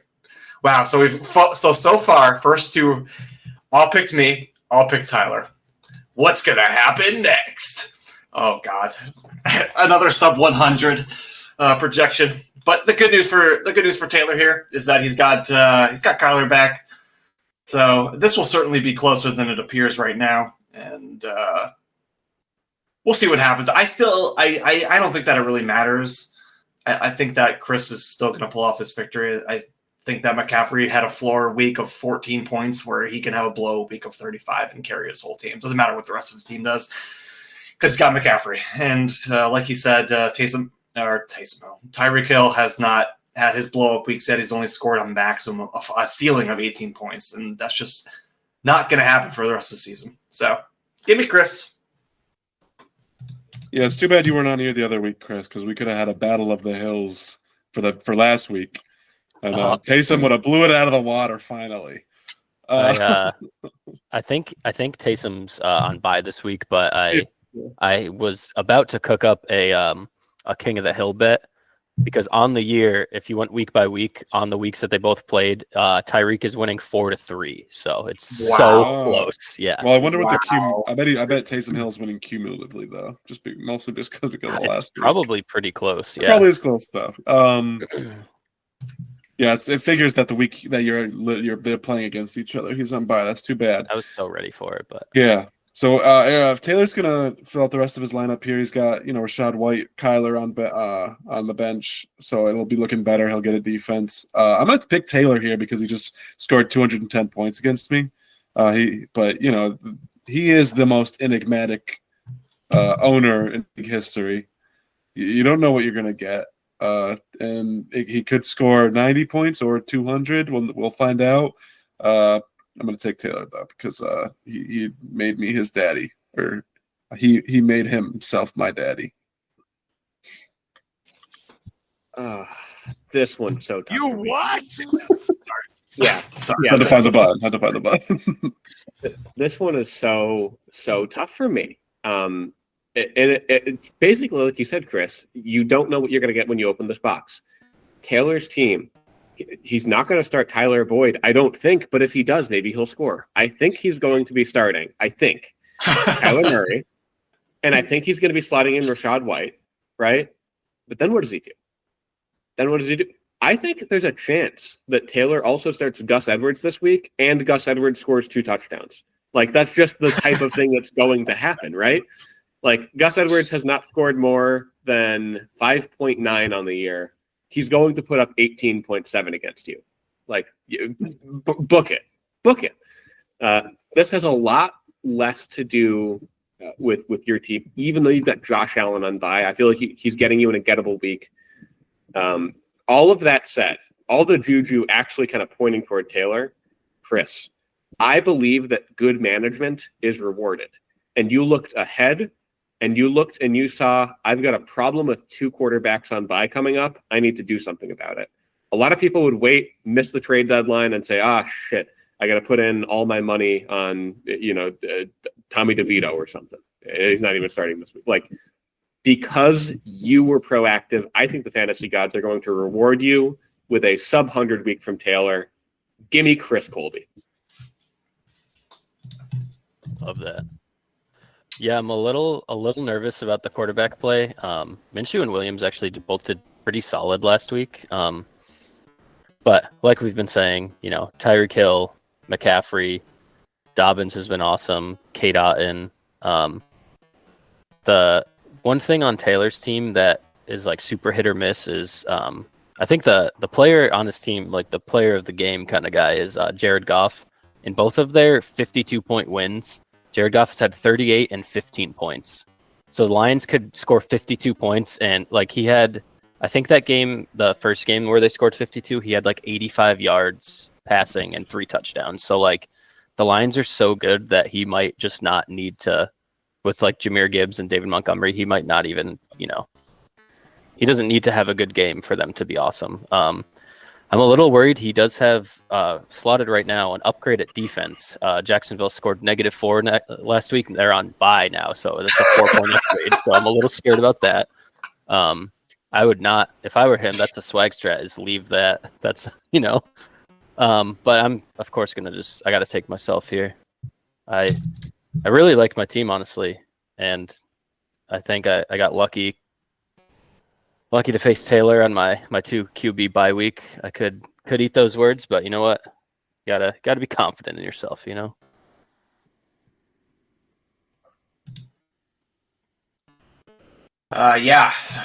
Speaking of confidence, this guy on the left is always very confident in himself. I don't think he's ever not picked himself.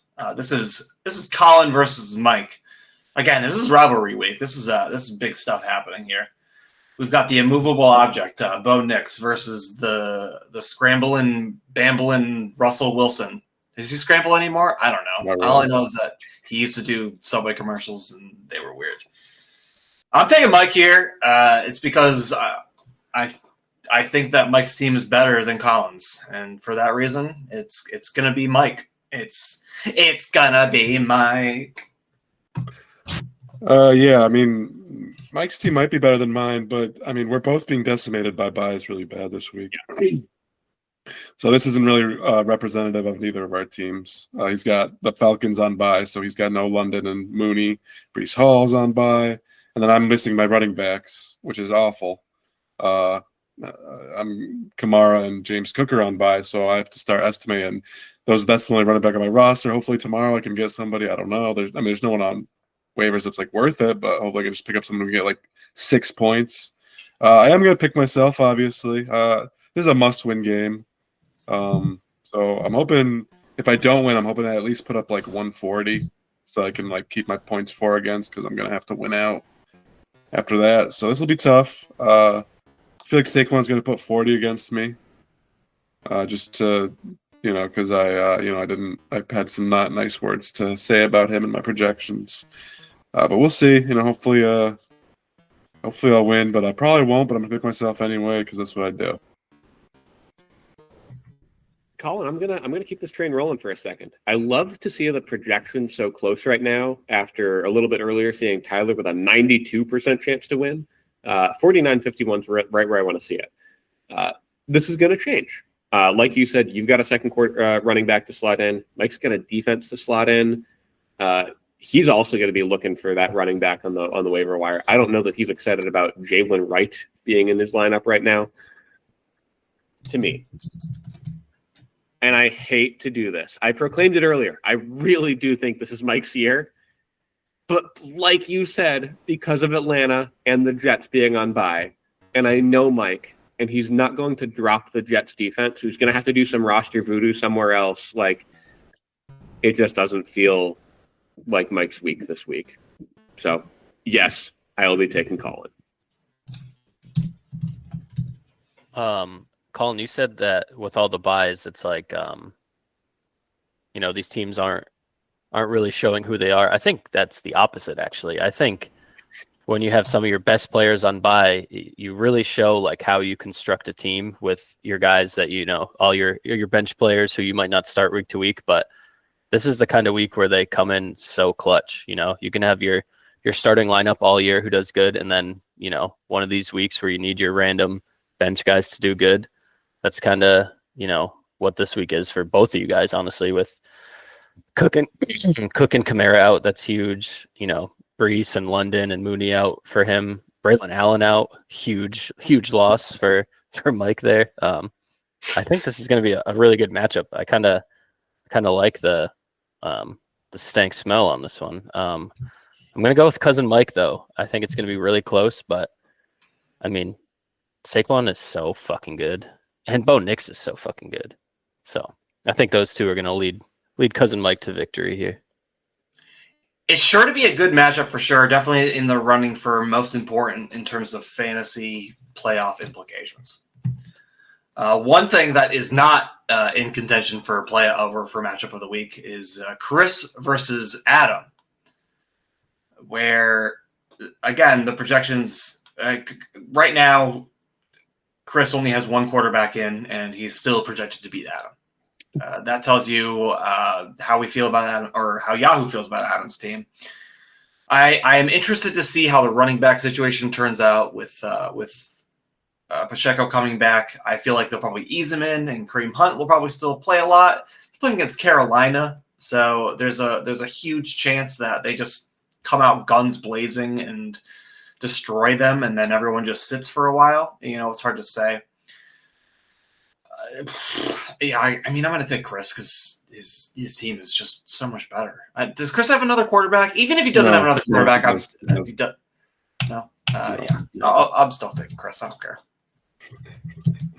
Yeah, I mean, the Chiefs are playing, like you said, Panthers this week. I feel like they'll get a lot of points.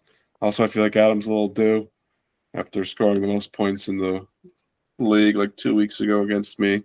I had to put myself in there. I'm picking Adam.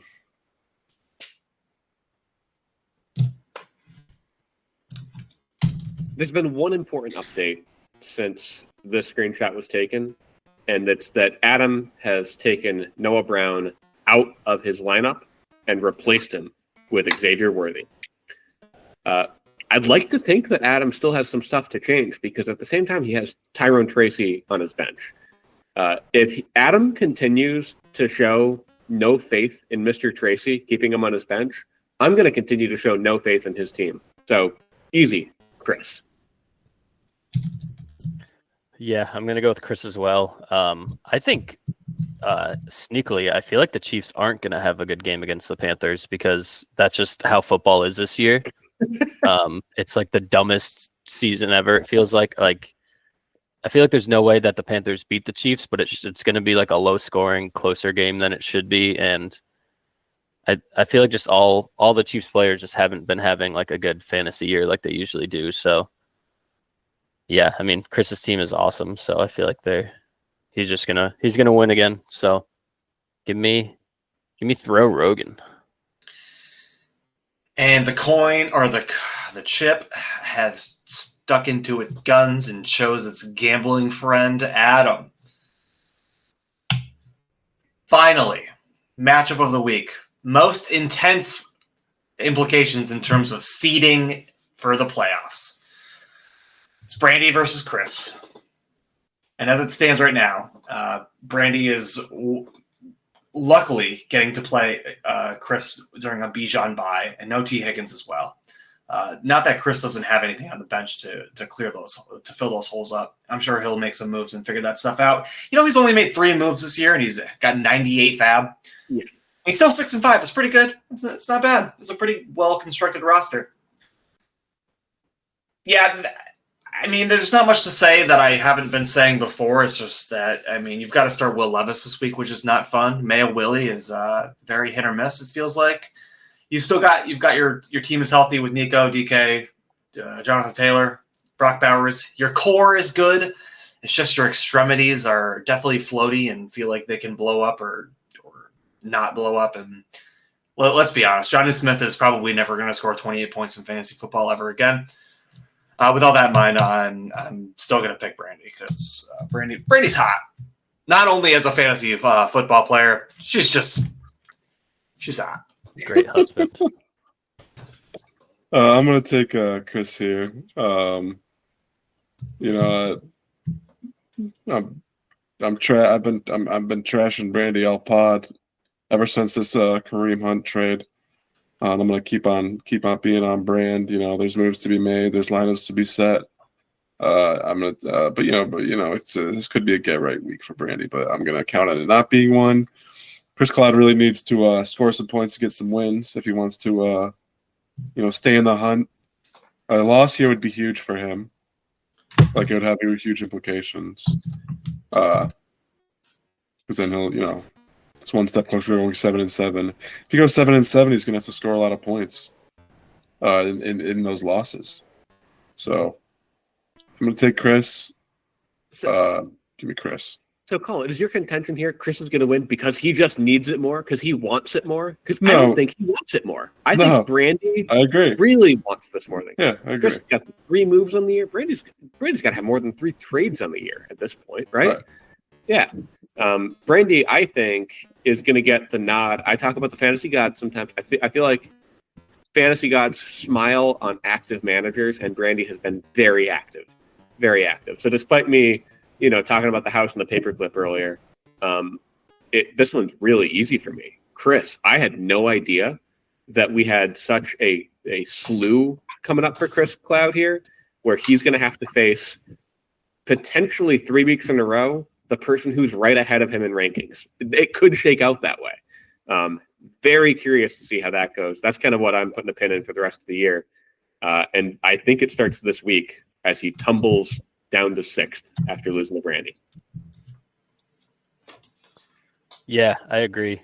Just looking down Brandy's lineup, just Jalen Hurts, Nico Collins, DK, Jonathan Taylor, Brock Bowers, like the God's gift that is Rashad Bateman. This team is so sick. Chris has some good players, but I think I don't think it's going to be too close. I think Brandy's gonna be on cloud 9 this week. And that's everyone picking Brandy to get a get-right game after 2 wins in a row via Colin. I don't know what that means, but the coin also picked Brandy.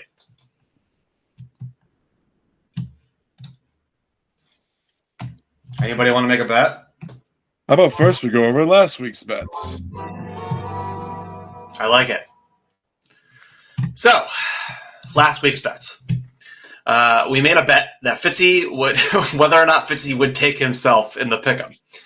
I said yes, Colin said no. And Fitzy put in the show notes, he certified that he made his pick before reading this. So thank you, Fitzy, for vetting that and making it happen. Fitzy did, just out of curiosity, Fitzy. When we wrote this bet, I was curious whether you would even see it because I know I told you to make your picks, but I wasn't sure if you'd like read the whole doc. So were you like, "Ooh, let's see what bets they made"? Or did That's exactly what it was. It was after I was done. I was like, "I want a little preview of the bets." Yeah, all right. That's funny. Keep going, Corby. Sorry. No, that's all right. We also had a bet that was, will there be a trade not involving Colin? Colin said yes. I said no, and there was that trade, the paperclip for a bag of dog shit. Cooper Rush versus Alexander Madison. Quite the bet here. Alexander Madison goes out of this game, gets hurt. Cooper Rush had 18 points. Let's be honest here. Alexander Madison was never going to score 18 points, injury or not. There's a note in here. I don't know who put this, but I love this note. Fitzy, thank you. Do you want to read your note? Yeah, I'd love to. Because I had to look at this. I'm watching Red Zone, having a great time, and I'm watching. It's now the 4:00 games. The 1:00s are over. And they're showing rushing leaders from all the teams, right? And I see rushing leader, Jacoby Myers. How is that possible? It's because Alexander Madison was second in the team in rushing, behind Jacoby Myers, who had a single 20-yard run. Huh? Yeah, that's fucked up. That guy sucks, for sure. We also had Corby versus Colin in points. I won that one. Colin lost that one, like always. Speaking of like always, all things ring eternal, and so of course we had to run Zach Ertz versus Kyle Pitts back. As you can see from his stat line, Kyle Pitts had 1 catch for 9 yards. Zach Ertz had more than that. We also had the Falcons versus the Denver Broncos, where Colin betrays his home team and picks the Falcons, and the Broncos shellac the Falcons. We also had another bet that was not made on the podcast. It was made after hours. On Friday afternoon, I believe, I texted you guys. Mike Tyson versus Jake Paul. Have you guys heard about this? Made this bet. I bet that Mike Tyson would win. Little did I know that this fight was fake, and that Mike Tyson wasn't allowed to throw a real punch. He's also 58. Jake Paul won, and so I owe Fitzy and Colin $5 each. So should have bet if he was going to do an interview in his jockstrap or not. Oh yeah, I should have made the bet. Will we see Mike Tyson's ass tonight? I do want to just clue the listeners in because Corby, you made the offer. You were like, "This is the bet I want to make," and I said, "Hey, like, we'll give you 2-to-1 odds. Like, we'll give you $5 if you win. You can just pay us $2.50 each." And you said, "No, it'll happen." Yeah, I was all caps. I was like, all right, Jake Paul's been in all these fake fights, right? Like, there's no way that Mike Tyson is just going to take this lying down. But, I mean, I think he got paid like $20 million to dance around and jingle his dick and show his ass on Netflix. So, I think he almost died this summer, too. So he had eight blood transfusions or something. So, like, the fact that he could even, like, stand up is incredible. So, good for Iron Mike getting that payday. Yeah, he deserves it. Get back Mike Tyson Mysteries on Adult Swim. No, I've never watched it. All right, who's got bets? Let's hear them. Chris, I'd like to present a bet to you. Is it the same bet that I have for you? Do I know your bet to me, or have you yet to reveal it? I've yet to reveal it, but it feels like it could be the same. Yeah. I bet you I'm gonna make playoffs and you won't. Yeah. Oh, that's not it. But I will. I will. And if neither of us make playoffs, we'll just throw it out. Okay. Yeah. Really? You're in? Okay, let's go. We're both 5-6. Let's do it. I also have a bet for you. I bet that Mark Andrews is going to outscore Zach Ertz this week. How about we do? All right, let's do a parlay. All 4 of us. We got Sam Laporta, Kyle Pitts, Are the Jags? Yeah, the Jags are on bye. Yeah, so no Evan Ingram. Yeah, Sam Laporta, Kyle Pitts, Zach Ertz, and Mark Andrews, and one winner comes out. Are you guys in? Are we taking the highest or the lowest score? No, the highest. Okay, I don't want to pay you guys all the money. I'm out. Kyle Pitt's also on bye this week, so and I will not make a bet with Pat Fryermuth. So it looks like it's going to be you guys. All right, here we go. How about we do Pat Fryermuth, Sam Laporta, Zach Ertz, Mark Andrews. Lowest score wins. Oh, I'm definitely taking Pat Fryermuth. I'm so about Pat Fryermuth. I like this. Now, and I'll just throw in if Laporta's out, whoever I end up picking up. Some top watches for me. I'll just tell you guys: Noah Fant and Theo Johnson. Theo. Okay, I haven't been paying attention. Is Sam Laporta what did he do last game? Did he do? Is he doing? He was out last week, and he had I think it was a touchdown and still less than 10 points the week before that. It feels like he's gonna be good. Let's just say that we don't need to type it all. It'll just be tight end slot low points. Yeah, I got a few bets here, and Colin versus Colby. We already had that playoff bet. Colin, I talked about your slump post becoming a father. I talked about I think I'm in that right now. And Chris, despite the fact that you're on this, destiny curve, if you look at your Yahoo points trend this year, it is down, down, down. You started the year in gold. You went up for a week. You had a 1 week baby bump.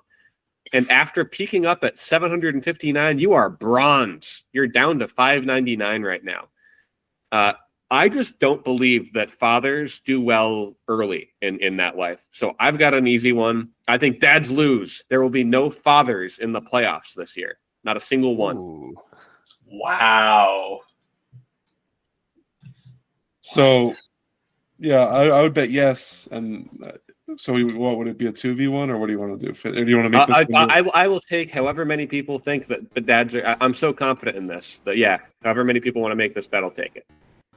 Yeah, I'm in. I think one of me or Colin are gonna make the. You're definitely not gonna make the playoffs. One of us two dads should. Oh fuck! I can't wait for none of us to make it, but I'm in. Shit. Fuck. Yeah. Okay. I will. I'll take the dad's miss out side. So I'll take it against one. Do you want to do a 2v2? Yeah, can do 2v2. So no, 1v1 and 1v1. I'll take Chris. That's what I mean. Me be Chris. That's right. The newer dads. I'll take the big loser, Colin. Fuck. What the hell?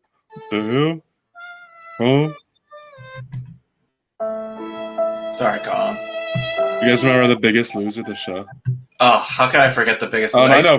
know Fitzy remembers because he has the Biggest Losers. Yeah, I remember that. Yeah. Hey, were we supposed to have this segment about the breastfeeding? Oh shit. Yeah. Let's make a. We don't need to talk about it. Let's talk about it after the pod. Yeah, we can talk about it after the pod. A little pod after dark. Yeah, we'll see. Maybe we can throw it outro segment for the loyal listeners. I like it. Okay. I didn't want to go into who the Broncos playing here. The Broncos are playing the Raiders. Okay. Well, I'm not gonna bet. You're gonna take the Raiders. No, I'm not gonna bet on the Raiders. Shit.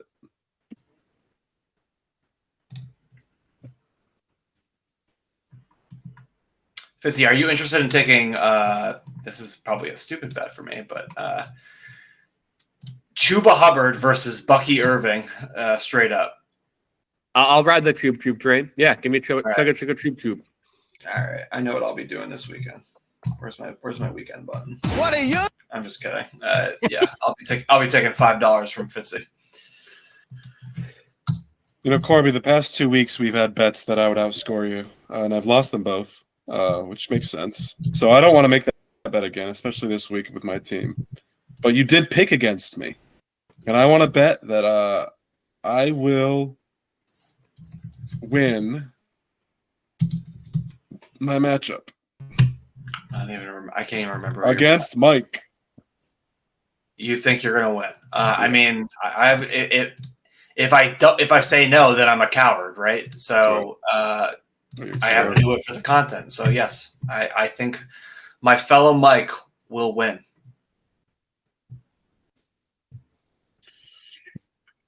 All right, I got a fun one here. We talked a lot about this particular team on this pod. Taylor really went off last week.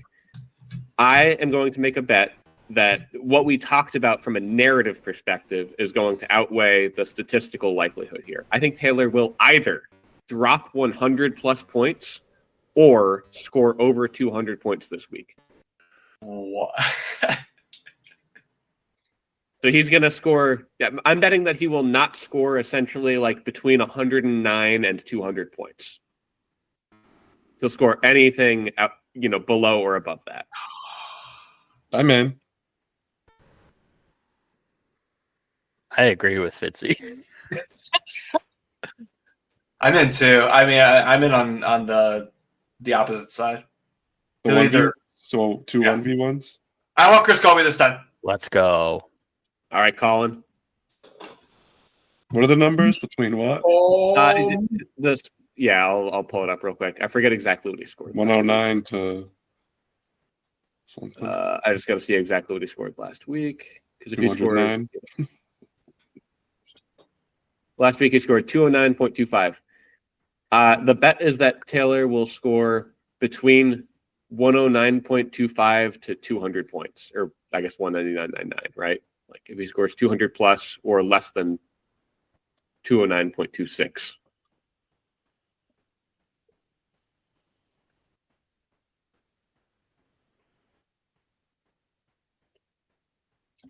Fitzy, I want to make a bet with you when it's time, that time of year. So how burdened is Alex with motherhood in terms of her fantasy team?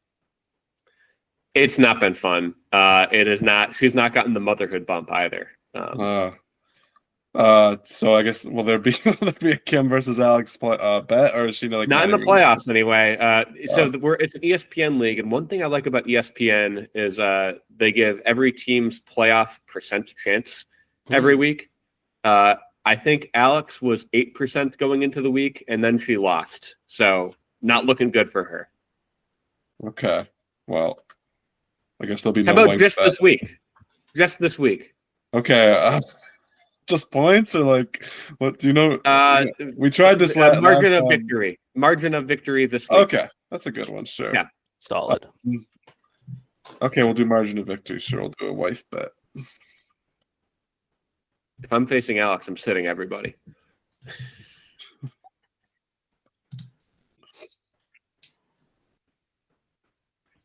And I want to make one more with you, Fitzy. All right. Let's do it back to back. So Chalk won the Golden Bachelorette, you're aware? Yes, absolutely. All right, so the Chalk man, the Chalk sucker won. Now, do you think they're gonna last? Are they your OTP? What is OTP? One true pairing or something? One true pairing. Of course. I kind of feel like Chalk is pretty overbearing, right? Like my little hot take here, they flash everyone's job title underneath them every time. He's a former, I think, insurance executive. And what's that stat where like the population of executives has a much higher chance of being a psychopath? He might be a psychopath, feigning human emotion, saying, "I just love Joan so much," and I think Joan's going to eventually see that. I don't know. They'll break up eventually. Is my bet? Yeah, break up before one dies. I don't know. How do you make this bet? Well, I was gonna say, will they break up before the start of next season, like No. our off season? Not that quickly, I don't think. Well, then I think they will. Oh, Gary and Teresa, or whatever, lasted like 2 months. It's a they very didn't take any famous. steps. That was like my theory there is that Gary said Teresa's got money and I don't like any of these women. That's kind of what I think happened.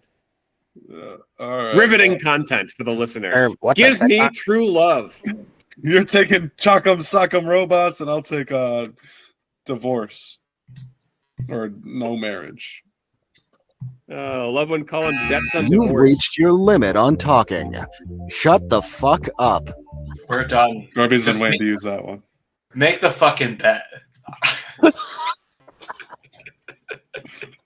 I got a new bet here. Okay, let's see. I got a new one. We've got 3 teams. Yes, we're back to fantasy football. 3 teams in this league that are currently projected for less than 100 points. I bet that there will be 0 teams that score less than 100 points this week. I'll take that. So are you going to bank on Taylor scoring between like 100 and 109, or is he going to outscore 209, or are you just hedging? It could be anybody. It could be Eric. It could be his 5th time out of 12 weeks being the low score of the week. I got a lot of outs here, Colin. Right. I'm just sure. I'll take yes. Someone's gonna score below 100, of course. Yeah, it's gonna be Eric. I'm taking that too. All right. So do you just want to do a 1v1 with somebody, Fitzy? Somebody who maybe you haven't. Give me all 3. I Are need you these sure? I got to catch up for lost time here. My daughter's crying downstairs. I'm making bets upstairs. Give me more. Fitzy wants all 3 of us at the same time. Meow.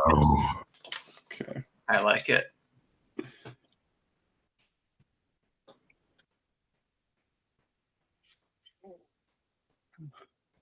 That's a lot of bets. That's lots of bets. Any more from the Colb train? I've been trying to think of them, and my brain just doesn't work anymore. All right, we're The all Golden Bachelorette fucked my brain so bad. Yeah, it fucked everyone's brain Like up. the season, or us talking about it? Yes. Did you guys watch it? Next question. There are no more questions. Oh, actually, there is a question to be asked. Thank Chris. I guess Chris and Fitzy, 2 guests this week. It's awesome. Thanks, guys, for coming. Really appreciate it. It's your turn to plug some holes. Let's hear your plugs. Meow. Fitzy, why do boys play games? Oh fuck! I forgot to ask. Oh my god! Shit! Fuck! We got to start the pod over. Well, Chris, no, it's okay. It's okay because I'm Chris's guest. He said so at the start of the pod, right? So, Chris, thank you. Like I said, longtime listener, first-time caller. Hadn't really thought about this one. I think different boys play games for different reasons, right? We're all inherently motivated different ways, and at some point, you got to recognize one of the things that does motivate me. I love achievements. I love seeing something on a list and checking it off a list. Nothing feels better to me than achieving something that I knew was going to be difficult and getting it done.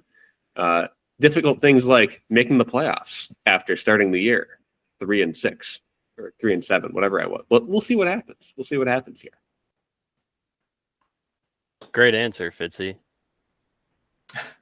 Great answer indeed. Now, I guess my plug would be: does any of the hosts this week want to ask that of Mr. Chris Colby? Hey, Chris, why do boys play games? I don't know. He asked me so many times, and their boys' favorite game is the Golden Bachelorette when Chalky gets to pick his favorite bride. That's right. We play games to win the heart of Joan because we are the Mansion Men, the Golden Season Mansion Men. Anyway, Colin gets that joke. That's why. Chucky, you want boing boing? I got an outro ID. Okay. All right. I guess that's it. Like and subscribe. Thank you very much, all of you, for coming. Let us know in the comments below. What are you doing this week? Yeah, we're gonna run that into the ground forever. Anyways, thanks. I'm Corby. I'm Colin. I'm tired. I'm also tired. And gamers. Fitzy. Fitzy, you say it now. Me? Yeah, you finish it. Game on! We hope that Joan can see that each little thing we tell her is meant to have her fall in love with me. The time we spend together.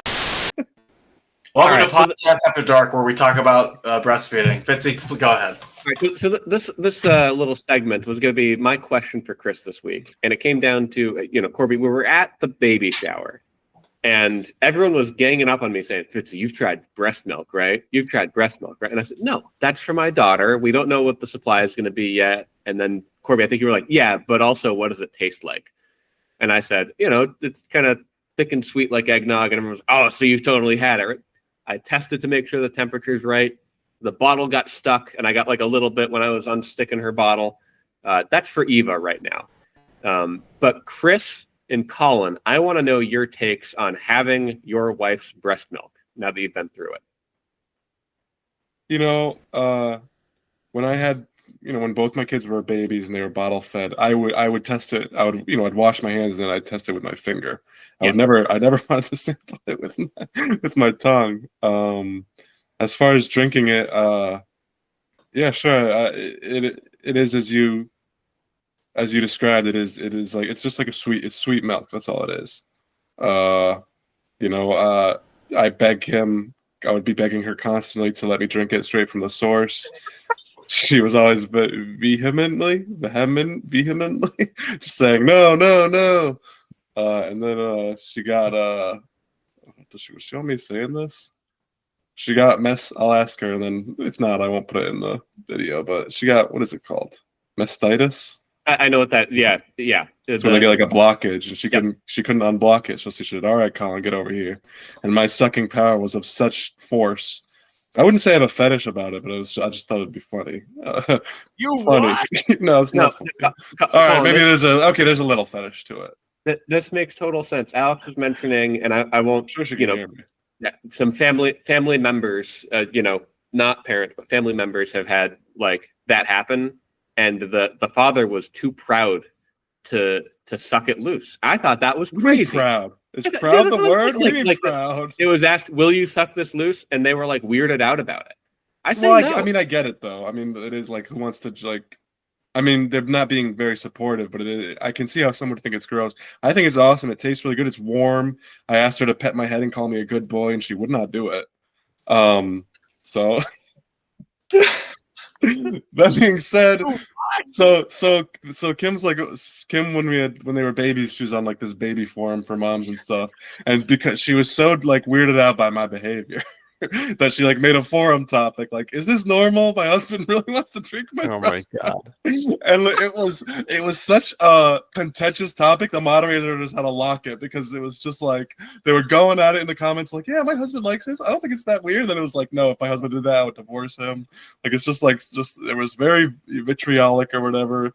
It is what it is. It's no it made me sad that like the last time, because this happened a few times. I didn't know the last time was the last time, so I didn't get to truly enjoy it.